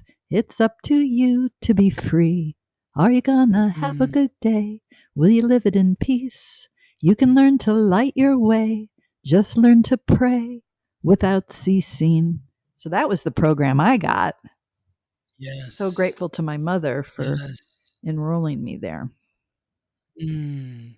Yeah, she wanted you in a different school than your dad wanted you in, Yeah, he wanted right? me to go to community. That's where the rich kids went. Mhm. Wow. You know, I just and so I think, the way that we unwind ourselves from this, and you bring up like the American Revolution. I mean, right now where the planets are, like Pluto is where it is. It hasn't been where it is right now since the American Revolution. The last time Pluto was where it is right now was during the American Revolution. The last time Neptune was where it was, the last time Neptune was where it is right now, the last time it was at this spot was during the beginning of the Civil War. Oh, well, these are good Uranus, signs. This is very Uranus, positive. yes, Uranus is in the same spot that it was in. The last time it was in this spot was during World War II. And Chiron is in the same position that it was in for the first time since the Vietnam War. So, there's a lot of upheaval happening right now. Well, where is it? And where is it? I don't see it. I mean, Trump is a you're disruptor. seeing, I mean, Trump is a disruptor for sure. I don't even look at it from like the political stage. I look at it in terms of the individual. Oh, okay. Your life. Okay. Look what you have done for your life. Well, yeah, right. Okay? Well, that's the example. Yeah. That's the example. It's not about Trump or the government no, that's all irrelevant. As soon as every individual takes control of their life the way that you've taken control of yours, there is no government. Yeah. It doesn't matter. It's not needed, because we're all empowered individuals that are taking responsibility for ourselves, and we're living with respect to ourselves and those that we come into contact with. Yep. It's a very simple code once you decide to actually go that route. Yeah. Well, I'm growing vegetables. I have my own water. I got 10 acres and beautiful forest. Yeah. What's that like growing vegetables? How do It's you feel like, humbling. It's yeah, humbling. right? Yeah, so Not as easy as you may it's think, right? hard. Like, it's a full-time job. So I'm doing it very small scale in these felt pots because digging holes in Uh-huh. the earth, like, that's really hard. So I got Yeah. these felt pots, these big, like 25-gallon pots. Yeah, and so last spring, like I don't know what I did wrong. We'll see this year. Like my carrots looked like, I don't know, like they had birth defects and they were really tiny. And my beets were, like, I don't know, like midgets. Yes. My cucumbers were very happy. My tomatoes were very happy. My herbs were very happy. So again, I'm no farmer, but I am, trying in my own small way. And, each year I'll do more as I learn. Um, Mm. I mean, I've got plenty of land if I want to dig a hole and do all that. But the lawn is so pretty, kind of, everything is surrounded by forest. And then I have this expansive back lawn. And at the end of Mm. the lawn, the whole home, there's like limestone, right? And so when Mm. this building that's my yoga center was just a big garage before, was initially built, all this limestone was excavated, right? And so Mm. the owner previously took all of these huge boulders of limestone down. I don't know how he did it. Well, he had like capital equipment down to the end of the lawn. And it's like a ceremonial area, right? So there's Mm. limestone as the floor, and then all these boulders in a circle. And he said to his daughter when he was doing it, I have no idea why I'm doing this. So I told him later, I'm like, you did it for me because I hold Exactly. ceremony there. And Yes. yeah, it's a pretty magical place. I'm happy. Tell me Tell me about it. Tell me about, like, holding ceremonies. How are you working with people? You talk in your book about your get work your shit out place, Yeah, like work on that's your what shit center. yeah, Um, work on your shit center. Yeah. yeah, so a lot of what I do in my community, I do as an act of service. So I'm a Mhm. 500-hour trained yoga teacher, and I teach yoga as an act of service. I don't charge. And I teach seniors, and then I have a Saturday class. And then, there's special events here from time to time. There's an ecstatic dance earlier on the full moon in Scorpio on Monday.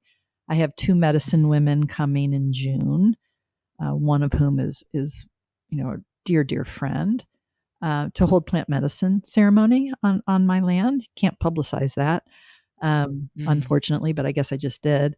And then, I used to work at HeartMath, so I do teach HeartMath to small groups when I feel like it. Mm. And then I have private clients.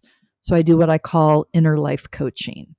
So this is to really help people first do the unpacking, the things that are in the way of their direct connection to the God within Mhm. themselves, right? So there's a good amount of deep healing work that I do with my clients, and then helping them establish a practice that they can Mhm. ideally stick to, which is challenging for people.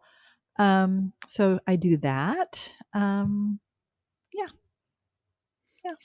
Amazing. And then, on I Instagram, I try to do 5 videos a week because of the Scorpio moon. The one that'll post today is just me I saw that. lovingly ranting about the Mm. absurdity of modern life. Some of the themes we, Mm. touched on today. Mhm. And yeah, I did that in 2 parts. So there'll be a video on that today and another one tomorrow. Um, Yeah, talk about that absurdity. What is absurd about modern life? Oh gosh, where to begin? So Wherever you want. let's start with food, right? So Mhm. the food that is not covered in neurotoxins and poisoned is the one that gets the label, right? The organic Mhm. label. Mhm. But the toxic poisonous food has no label. So that seems kind of like flipped. Yeah, Um, I backwards. remember my husband, bless his heart, asked me early in our relationship, how long has organic food been around? I'm like, what? Um, Since the beginning of yeah, time. I'm like, it always was until the 1950s. Yeah, Anyway, exactly. but there's that, right? And then this box that we stare at, whether it's this box or the Mhm. big box in the house, Mhm. right? And Mhm. the absurdity of it. Yep. I mean, after my awakening that first day, God told me two things: eat only organic food, and it's 94. Like, that was quite a Wow. directive in St. Ear Louis, Missouri. early. Eat Yeah. only organic food and disengage from all media. So I didn't have a television Mhm. for over a decade after that. Mm. I remember when Wow. 9/11 happened, my neighbor in Boulder Creek knocked on our door because they knew that we wouldn't know that it had happened. Wow. Um, Wow. yeah, so just the absurdity of what's advertised, what's promoted, right? Fast Mm. food, other toxic foods. I always say to people, if it's advertised, don't eat it. Um, Mm. Alcohol, right? Beer is all that they can advertise now. And then pharmaceuticals, right? Like, the pharmaceutical industry needs us sick and they've got the perfect cure, right? And just the absurdity of those commercials, like the symptoms, including Yes. death. I'm like, what? Yeah. Why would you take that? Like, huh? Yeah. Yeah. Um, yeah. And that, all the profiteering over sickness, right? Mm. That's absurd to me. You know, Yes. I feel like physicians, like, they shouldn't get wealthy, Right. right? And Yeah. if they are going to get wealthy, let's have it be performance based, where they're wealthy because they've helped people get well. Yes. But Yes. instead, all they do is give pharmaceutical drugs to mask symptoms, and they don't Mhm. deal with underlying disease. I talk about Root from cause. birth to Yeah. two, according to the CDC, a baby, gets 30 injections. That's insane. And when you're Why? born, right out of the gate, the first vaccine you're given as a brand new life is for hepatitis Mhm. B. That's a sexually transmitted disease. Like, what?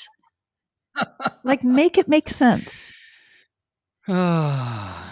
So, yeah, I talk When about I that. when Yeah. And the people that question, oh, and just public schooling, like, Mm. what? Like, an 8-year-old is under fluorescent lights for 8 hours a day, Yeah.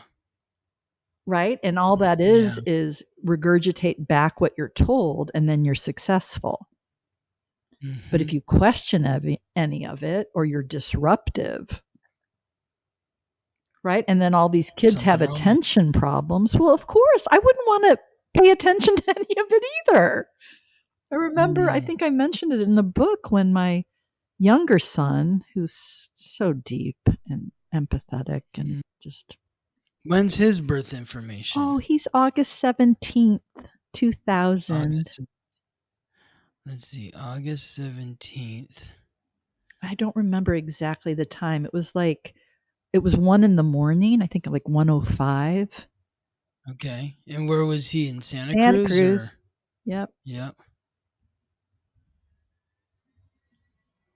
Santa Cruz. So he is also a Gemini rising, just like his brother.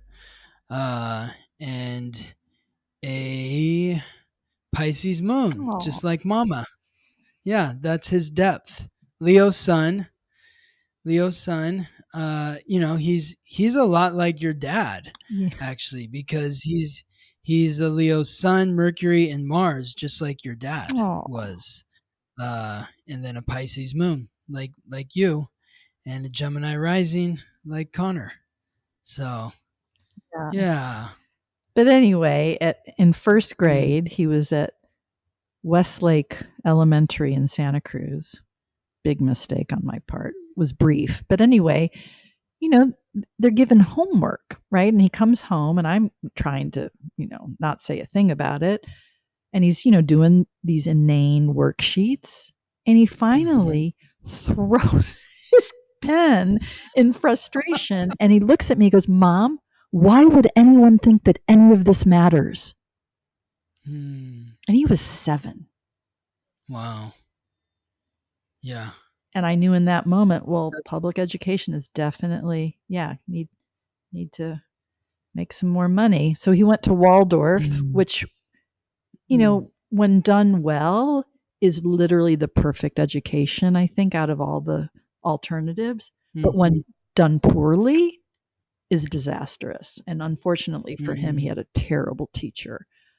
So he wasn't there. I've heard that story before too. He wasn't there long. My older son went to Waldorf. He had a better experience because he had a better teacher, but it still, had its shadow for sure. Yeah, I mean, just the way that we educate, and it's by design. Like it's not an accident. No, that's the thing. Like it really kind of grinds my nerves whenever people talk about politicians that they don't like and they say they're so dumb, they're such an idiot. I'm like, no, they're actually really smart. Right. They're not making any decisions unless it's been well thought out, crafted. They know exactly what they're doing. If you should just look in the mirror if you're calling anyone an idiot, or if like you think that about a politician. They're very smart. They know exactly what they're doing, and they're doing it for the reasons that work out best for them in the system that they are empowered to protect. Yep. So I'm curious to hear more about your experience at HeartMath, because that was, kind of discouraging to hear how it all ended for you there. And also interesting, I found it. When did you move to Santa Cruz? So it was to when, Boulder like, Creek. you wrote it in the book. Yeah, it was at Boulder Creek, where HeartMath was based. That was 99. Yeah. When in 1999? Summer, June. Summer of 99. So the year before Ian was born. So if we go back to what was fascinating to me, let me see here. So if we go back to, let's see, 99. Yeah. So what tripped me out about that was in 1999, the North Node was transiting through Leo, the sign that rules the heart, and it was transiting through your 4th house, the house of home. House of home? Yeah. So it's like you moved homes to follow your heart to work at HeartMath. Yep. Yeah. As the North Node, the soul's purpose, was transiting through the sign that represents or that rules the heart. Yeah. So, no, I mean, I was definitely supposed to head west. That I know. Obviously. And I have such respect for what HeartMath created. Like the tools, if people practice them, nothing but good things will happen as a result. They will be healthier physically, emotionally. So I don't want to take anything away from what Doc, the founder, created. Yeah. And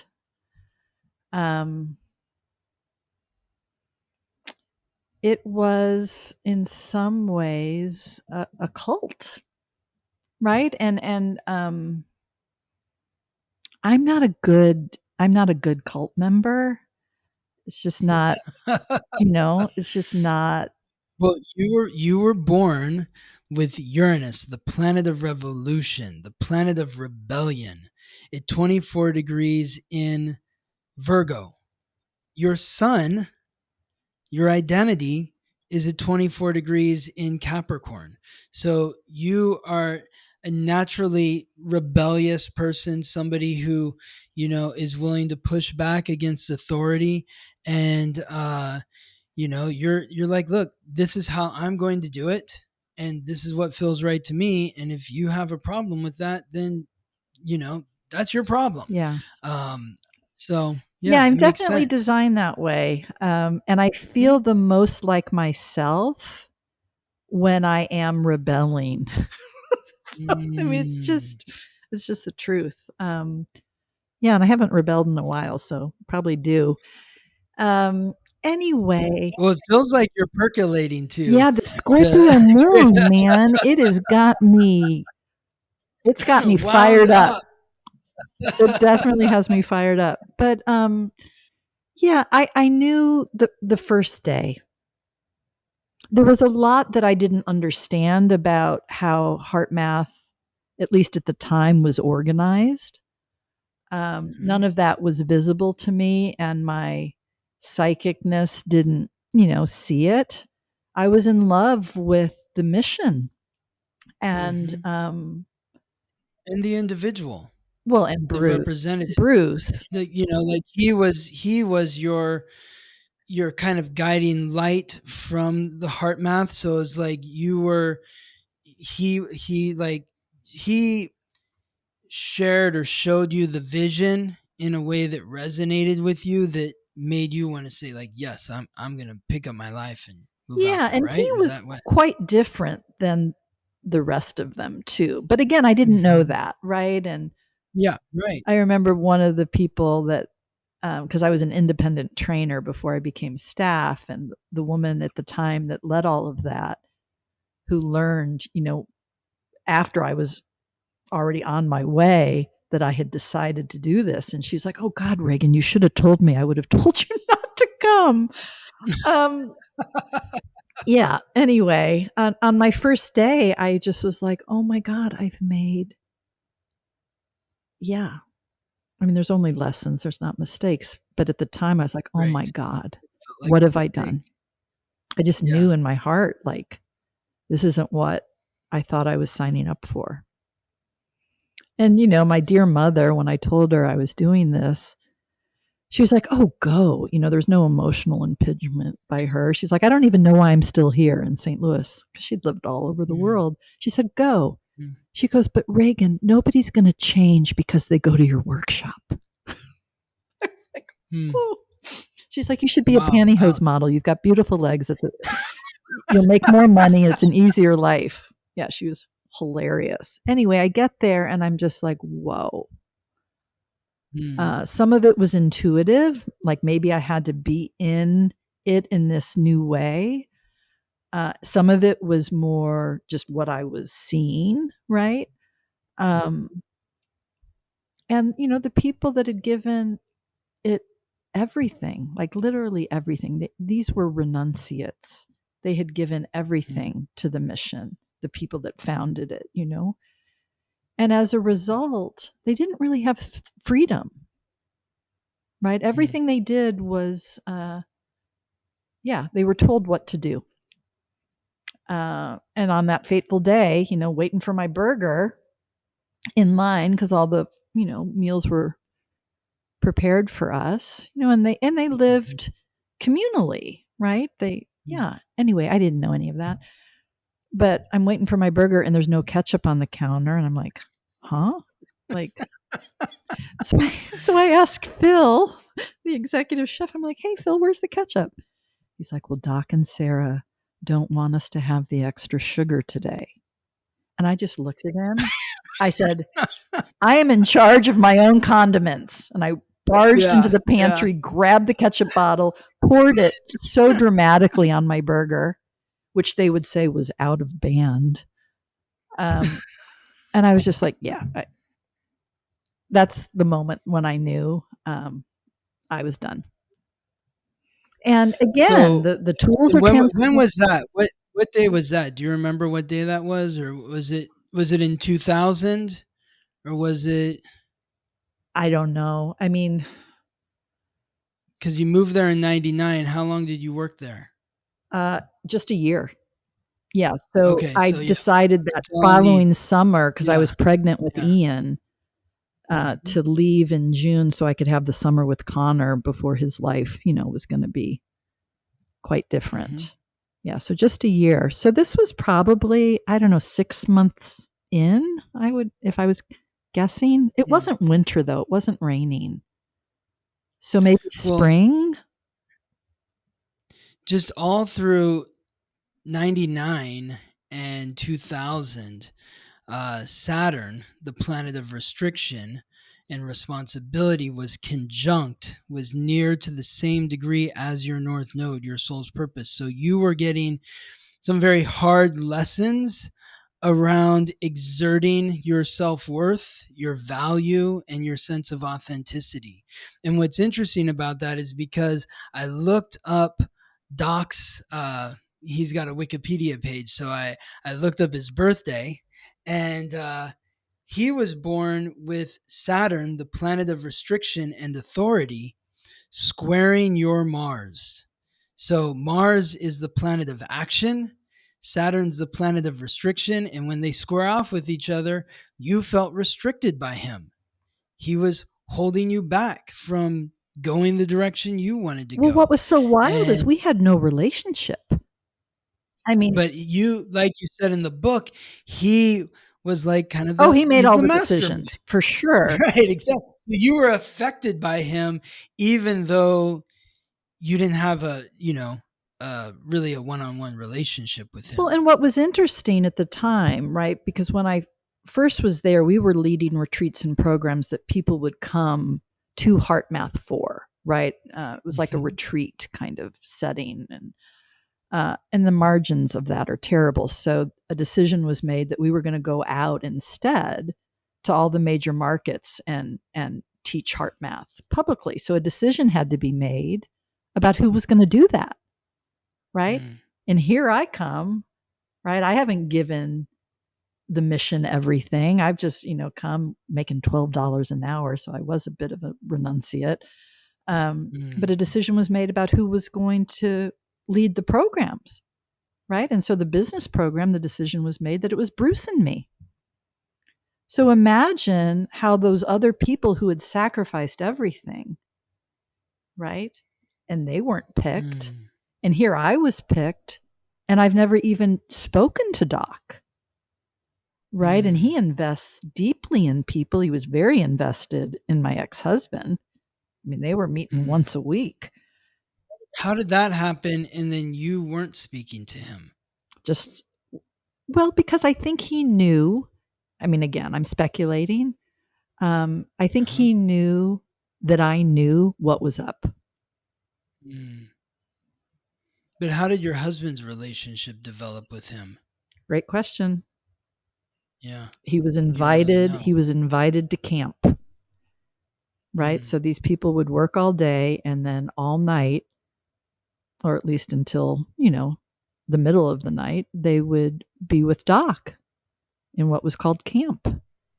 And mm, my ex husband was chosen to be part of a different camp with just men. Um, and I remember him coming. This is in the book. He comes back from camp one night and he wants to give Doc all our money, yeah, and then ends up yeah. giving him 50 grand, which Wow. was, A good chunk a of what good you chunk had. of what we were living on, right? Yeah, And so that exactly. again wasn't by accident, right? And Mm, I know that Doc and I have got some history. mm. Um, yeah, and there was a Karmic part of me history. that felt like once I got there that my mission was to liberate people from the place. Mm, mm, And I was speaking quite openly about that. mm. I mean, I remember, I don't think this is in the book. So Nick Zanuck, who was an executive at Ford Motor Company, he ran the Lincoln Continental program. Um, and I was speaking with Bruce at the first international conference on emotional intelligence.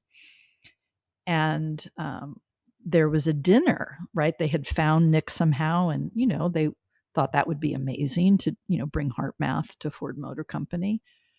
And I was at that dinner with Nick. Well, anyway, soon after, Nick and I become quite connected, and he had said to me, Reagan, if you hadn't been at that dinner that night, there was no way I was going to do anything with these people. He just had a sense of something, right?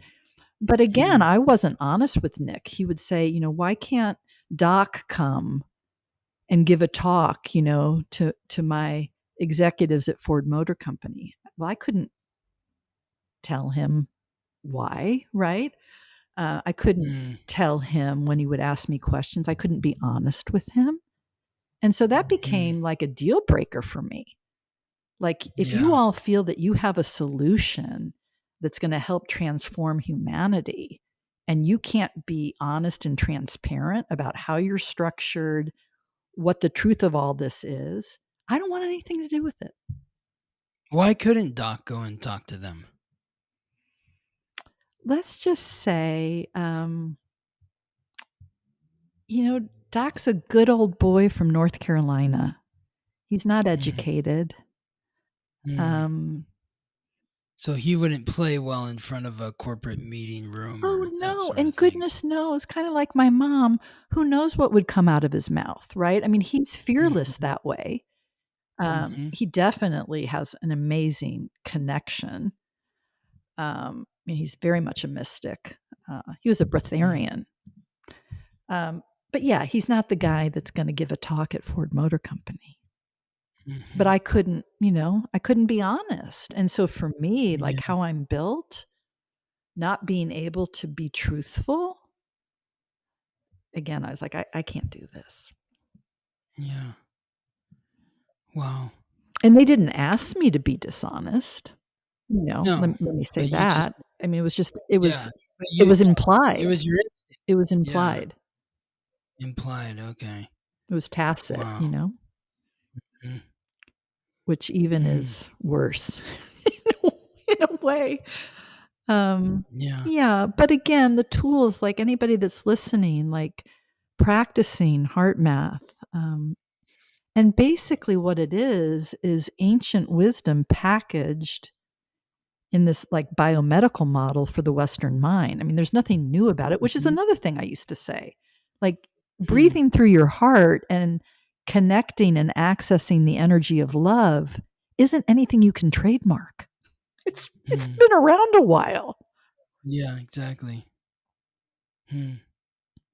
Yeah, so not a good fit. So I also want to reflect on your astrocartography because like it really tripped me out to see where you're having different experiences in life.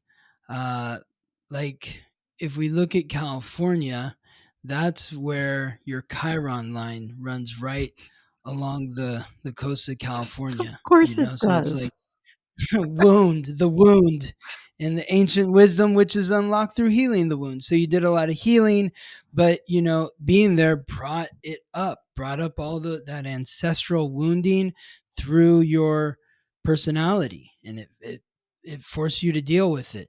Here's also Uranus, the planet of revolution, through Nevada and California, which it was descending here when you were born, and so that's the breakup, the divorce, that sort of stuff, because Uranus is the unexpected. It's revolution, rebellion, and the DC is relationships, marriage. Mm. When you think of you, you had that moment with George in George in Hawaii. Hawaii. Mhm.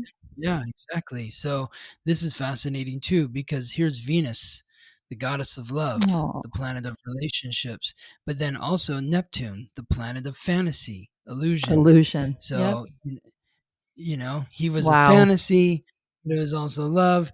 And then when you go to your engagement with Jim, in New York City. Your former boss. Here is Venus again, except it's on the midheaven. Venus was high in the sky when you were born through the northeast, and the midheaven represents the authority. Oh. So it's like you fell in love with your boss or your former boss. You weren't working together at the time, but so. And Neptune's also here as well, but it's like bringing the dream into reality and that sort of thing, and then moving back to Yeah, where's Washington, Missouri in this? Yeah, so Missouri. So let's see, where do you So let's see. Washington is like an There's hour St. Louis, west of St. Louis. west of St. Louis. Okay, so it's near these three lines right here. One is the soul's purpose, which is the north node. This is where you're learning to really value yourself and to be authentic in who you are and what you value, and honoring your self-worth.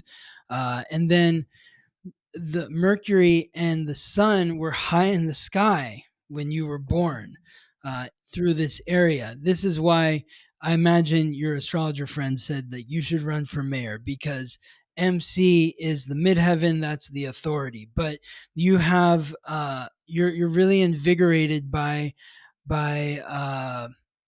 being in a position of authority, Yeah. and you Yeah. are, as like you're a leader amongst your community.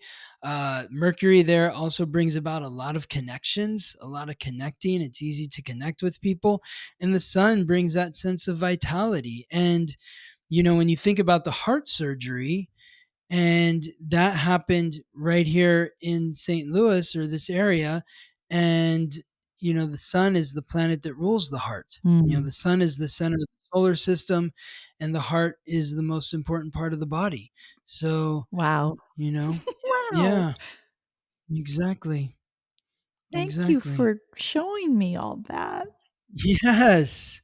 I wanted to show you a couple other things too, because I can't tell you how many times I've listened to A Lot of Love by uh what is her name? Nicolette Larson. Oh, yeah. That's the song that you mentioned That in your was like my book? personal anthem when I was a little girl. Yes. Yes. Well, what's trippy about that is Nicolette Larson, she was born on July 17th. And so on July 17th, the sun is at 24 degrees in Cancer. Well, and July 17th is the day my mother died Oh, in, wow. That's in wild, because 2011. now you're blowing my mind, because your mom was born with Pluto, the god of death, at 24 degrees in Cancer. The day she died, the sun was at the same degree as where Pluto was when she was born. So the sun was literally conjunct the god of death the day that she died. Wow. And that's the day that Nicolette Sheridan was born. Nicolette Larson was born on July 17th. The sun is at 24 degrees in Cancer. That's where your mom's Pluto is. But your sun is directly opposite of that at 24 degrees in Capricorn. So July 17th is essentially your half birthday. If you were to celebrate a half birthday every year, it would be July Well, 17th. can I tell you one But other thing? tell me. So, the three men, other than my current husband, that I have loved in my life, Mm-hmm. my first husband, George, and Bruce, Mm-hmm. Mm-hmm. all are born on July 18th. Wow. Different years. Wow. Different years. Wow. So, what the hell does that mean? So Michael, George, and Bruce are all born on July 18th. Yep. Wow. So George was in that is 51, Mike was in okay. 60, and I don't know Bruce's. I'm not sure the year he is. It's okay. He's like But 70. I think he's 71 now. So anyway. well, and Nicolette Larson was born in 1952. So she's 1 year younger than George. Mhm. George was born Yep. 51. So yeah. So what's interesting about that date and why I was like, oh, no wonder she likes this song so much. And it's a great song. You took me back to my Yeah. childhood listening to that song again. I was like, oh wow, I feel like I'm 5 years old again. So but 24 degrees Cancer is opposite your sun, so it's your half birthday. The 18th is right there. It's like your half birthday too. So you're seeing like your alter ego. It's a reflection of yourself. It's looking in the mirror. You're flipped around.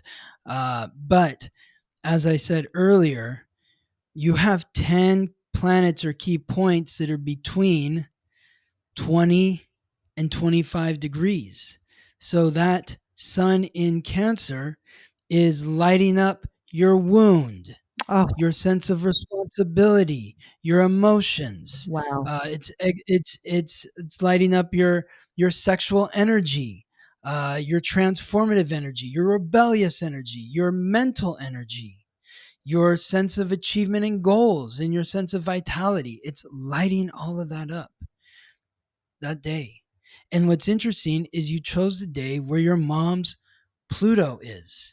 Pluto is the most willful planet. It's like your mom left an impression on you, and that impression has been filled by these other men in a different way, in their own way, so that you could work through the experiences that you needed to work through with your mother and your familial history through your relationships with these men and through listening to the song Lot of Love by Well, I Nicolette used to Larson. joke that, them all having the same birthday was like the mark of the beast. Like maybe I, decided Mhm. before I got here, like, okay, there's going to be a sign. Because I remember saying to my best friend, after Mike and I divorced before Jim and stuff, and I said, if I fall in love with a man born on July 18th, shoot me. I love it. And then the person who wrote Lot of Love is Neil Young. Oh, you're And Neil kidding. Young was I didn't know yeah, that. yeah, he wrote the song. Yeah. Wow. Yeah, I looked it up. I did a little research, and him and Nicolette Larson, like she was one of his backup singers. They had a romantic relationship, and she, according to her, she was like listening to. He had music that was just like him on the guitar, recorded on a cassette tape. And one of the songs was "Lot of Love," and she's like, "Oh, that's a really great song." He's like, "You like it? You want it? It's yours." Wow. And so, and apparently Linda Ronstadt encouraged her to like record the song, and so Well, let's that look was at Jim in the time that we yeah, haven't looked at yeah, totally, him, and he yeah, doesn't know what time he was born, so we can only know so okay. much. Well, we got to get his birth Yeah, certificate. so he was Get his born birth June certificate. 12th, June 12th, 59. Thankfully 1959. not July Okay, 18th. yeah. So he is. Yeah, it's And he was interesting. born in New So York City. He was born in New York City. New York City? Yeah. Okay, cool. The place doesn't really matter as much if you don't have the time. I mean, it gives you I wanna a say little because bit clearer of we a saw window. his baby book, I think it's, like, around 3 in the afternoon, if I'm remembering Okay. correctly. Yeah. Well, I would definitely encourage you getting his birth certificate, ordering a copy if he doesn't have one, but he's got to have one somewhere. I mean, he's got a passport, so you can't get a Right. passport without a birth certificate. But, he was born, he's reflecting your dad. Yeah. Um because he was born with Mars. It's 7 degrees in Leo. like your dad, let me see if I can find your dad's birthday again. So that was He's July July 28th. 28th, Yeah. 1923. Look at where Mars, when your dad was born, was at 7 degrees in Leo. When Jim was born, Mars was at 7 degrees in Leo. Wow. What are the odds? Yeah, exactly. Well, and they are kind of Exactly. similar. Mm, Similar temperament. mm. Yeah. And I've said to Jim often that, like dad, he just acts like his body is something to carry around his head. Oh I yeah, mean, you did say that in the book. Yeah, you said that in the he's book. taking much better Yes. care of his body Mm, because of my persistent nagging, and now it's become a habit, which is mhm. nice. But yeah. What's interesting is, so your other lovers, husband, their sun's at like 24, 25 degrees in Cancer, which aligns with all those planets and points at 24, 20, between 20 and 25 degrees. Well, Jim was born with the sun at 21 degrees in Gemini. And so if you go out there in the world and you're like, you look up like Capricorn and Gemini, it might, what you read on the internet might say it's an odd match. It doesn't work. But when you look at like the full chart of the two of you together, it makes sense because his sun is at 21 degrees. And so that lights up all of those points in your chart. It's aligning with your moon, your Chiron, your Saturn, and the real big one in also your Pluto and Uranus, but the big one here is your Mars. This is what creates that attraction. Is Mars is the planet that rules the physical act of sex and is the planet of attraction, and that aligns with Jim's sun. So he's bringing vitality to that point. So, And he's just such a but good he's a man. Virgo. He's just made of goodness. Mm, He really is. mm. Well, he's a Virgo moon, and so he's emotionally fulfilled by being of service to others, and Absolutely. yeah, this is why he's, when you mentioned in the book, you mentioned that his birthday was June 12th in the Oh, I book, did? and I was like, Oh, yeah, yeah, and because I my was like, huh, divorce was finally finaled. It was filed on June on 12th his by the birthday, right? clerk. So there's Yeah, June 12th exactly. all over my divorce papers. That's why it's in the book. Wow. Yeah. So and but it made I was like, huh, that's interesting, because when I think of Gemini, Gemini's the chatterbox. He's not. He's And so and quiet. exactly, exactly. So my first thought was he must be a Virgo moon because the Virgo moon is like the great silencer. It's like people that are Virgo moon, they're very reserved until they feel, more comfortable with the people that they're around. It's like kind of like the little kid who is like quiet in the corner, but once they feel comfortable, then they're Yeah, going to then they're talk to you. playful. Yeah, that's You how he know, is. yeah, exactly. Yeah, Yeah, totally. that's and so, he needs to feel safe emotionally, to really open up, uh, verbally, because the moon in Virgo, like, he's got a great eye for detail and is very meticulous, but, he's also and he sees everything that's going on around him, but he, is very reserved Yep. and, it's, keeps very modest Yes. in his approach. And my favorite moment in the book with him was, and there's many favorite moments because he does come across as such a sweet man. Especially when you're out drinking that first night and he's really opening up to you, like the first night that the two of you are really hanging out socially. But like, I love the moment where the person that fired or that like tried to out you and George to the detriment of both of you reached out to him and is like, well, what are you going to do about, are you going to fire her? And he's like, no, We're not gonna do we're not. anything about it. Exactly. Right. I was like, wow, good for him. It's like, Well, and he and knew of that how was all kind of the like, executives slept around, like, exactly. what, It's you're like, gonna be moral right now? yeah, Yeah. exactly. Exactly. You've been to these conferences before, Like, right? It's come on. Yeah.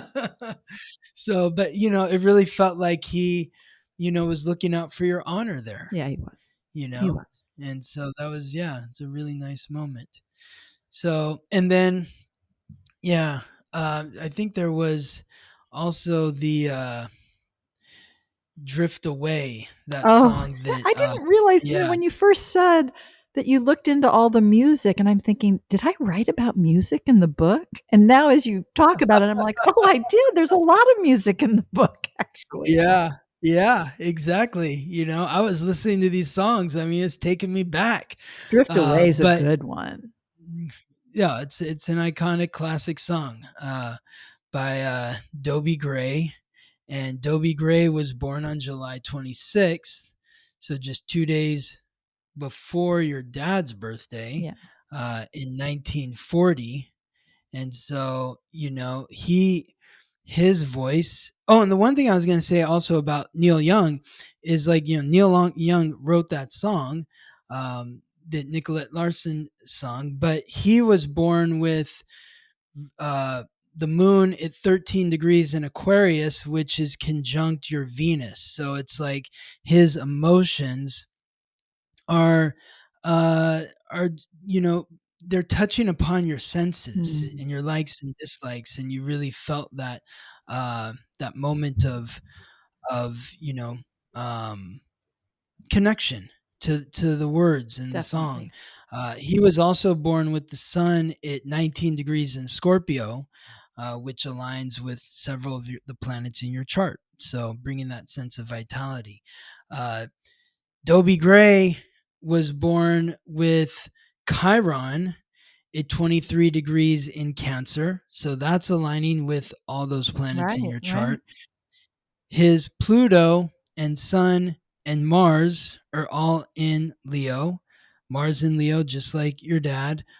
Pluto and the Sun are conjunct your Jupiter, so they're to the same degree as your Jupiter. So that open heartedness, Mhm. that feeling of vitality and hopefulness Yep, and love, yep. that's what that song does for you. Sure So does. those are just some, yeah. Oh, Yeah, wow. and Uranus also at 25 degrees in Taurus, the planet of revolution and independence, was his Uranus is at 25 degrees in Taurus, and that aligns with all those planets in your chart that we talked about, and it's in your first house. So it's like he was, like the soundtrack for you in your independence Sure was. as you were drifting away from your Yeah. marriage. And yeah, Yeah. I know it's sad, but it's It was so poetic too. necessary. Oh my Yeah. golly. So necessary. Yeah. Hmm. Yeah. I wouldn't write the story any differently. So, No, it's your story, and it's a beautiful story. And I'm just so grateful to be able to reflect upon this from an astrological lens after reading the book. I feel so close to you oh, after reading the book. Like I said, I mean, it was literally like 4 days ago. I'm like, oh my God, it's 4 days. I need to read this book. And so I've just immersed myself in the life and memoir of Reagan Caruthers, oh, and feel so much better about life having done so. thank And you. you've been inspiration for me, and so I really appreciate you taking the time, Reagan, to sit here and be so open and about your life. Oh, And thank you for yes, those reflections. I mean, like I said, I wrote it for you. I wrote it for my readers, not for me. I'd mm, already lived it and processed it. yes, But I mean, I yes, did hope that it would feel inspiring and that people would begin, if they haven't, to mm, do the work, the inner work that yes, being a human being really requires of us, yes. and to That's it. surrender, to God, you know, Yes, um, and to yes. learn how to do that. So, yeah. So thank you. Hmm. Absolutely. Like you talk about love, love and acceptance, the harness the energy of love, not to bypass your pain, rather as your trusted companion to travel with deep within to all the scary, dark, traumatized places within Yep. you. For it all needs your love and acceptance. So I just found that to be so beautiful, such a wonderful way to close the book. How can people work with you or connect with you? Where can they find Yeah, you? so Where's the best they way? can Yeah. first go to regancaruthers.com. They can Mm, learn, more about me and what I do there. Connect with me on social, like Instagram's a great way. I'm always, sharing my heart on Instagram. And then, to those that really want to do the work and mm, really first ask yourself, do you really want to do the work? Because don't reach out to me if you don't. It's just mm, but yeah, I do take on clients in this inner life coaching. I'm pretty select about it because I don't want to do it all day. I've got food to grow and, yoga classes to plan and other things to do. But it does, matter to me if somebody really wants to do that deep unpacking and become committed in their practice. I would love, to help them. So on my website, how I, describe that coaching relationship is there. And then people can schedule a discovery call that's complimentary where they, mm. just talk to me about their goals and I talk about my approach and, we feel it out and see if it's resonant. Um, Sometime in the future, I don't know quite when, I'm working on it still. I'm taking a lot of courses that I've developed and I'm going to put them online as self-paced online courses. There'll be videos with me doing, a bit of facilitation. So be on the lookout for that. I hope to get it done, Amazing. in the next 6 months or so. And ideally buy my book. Yeah, it's on Yes, definitely. it's on Here it is. Amazon. Yeah, I know, isn't it? I love that cover so much. And there's your And heart. there's my And here's there I Reagan on the am back. without Yes. So headphones you can go on. to, yeah. Yeah, you can get that on Amazon or Barnes and Noble, either as an ebook or Mhm. a paperback. And Yes. yeah, I mean that's probably the best first step to take, just to Yes. learn, about who I am, and then you can decide whether or not anything I have to say is worthy of your, attention. But Hmm. What final words of wisdom or encouragement do you have for the listeners? oh, stay hopeful. You have eternity to figure it out. Hmm. I love that. You got plenty of I time. love that. I mean, don't Hmm. delay, right? But just know that you've got eternity to work all this out. Hmm. Amazing. Thank you, Reagan. The book is Tragic Magic, a memoir. Regan Caruthers is here. Thank you so much for your time, Reagan. Oh, thank you for All the having best to me. you. This was a blast. So thanks again. You're welcome. Thank you for listening to the Weekly Transit. Interviews and conversations from an astrological lens. This episode was produced by me, Scott Tajarian. Music written by Ben Leinbach from Listen Deep by Amber Herzog Lyman. If you're interested in being a guest on the Weekly Transit, you can email me at scott@theweeklytransit.com. Wishing you all the best as you ride the planetary waves.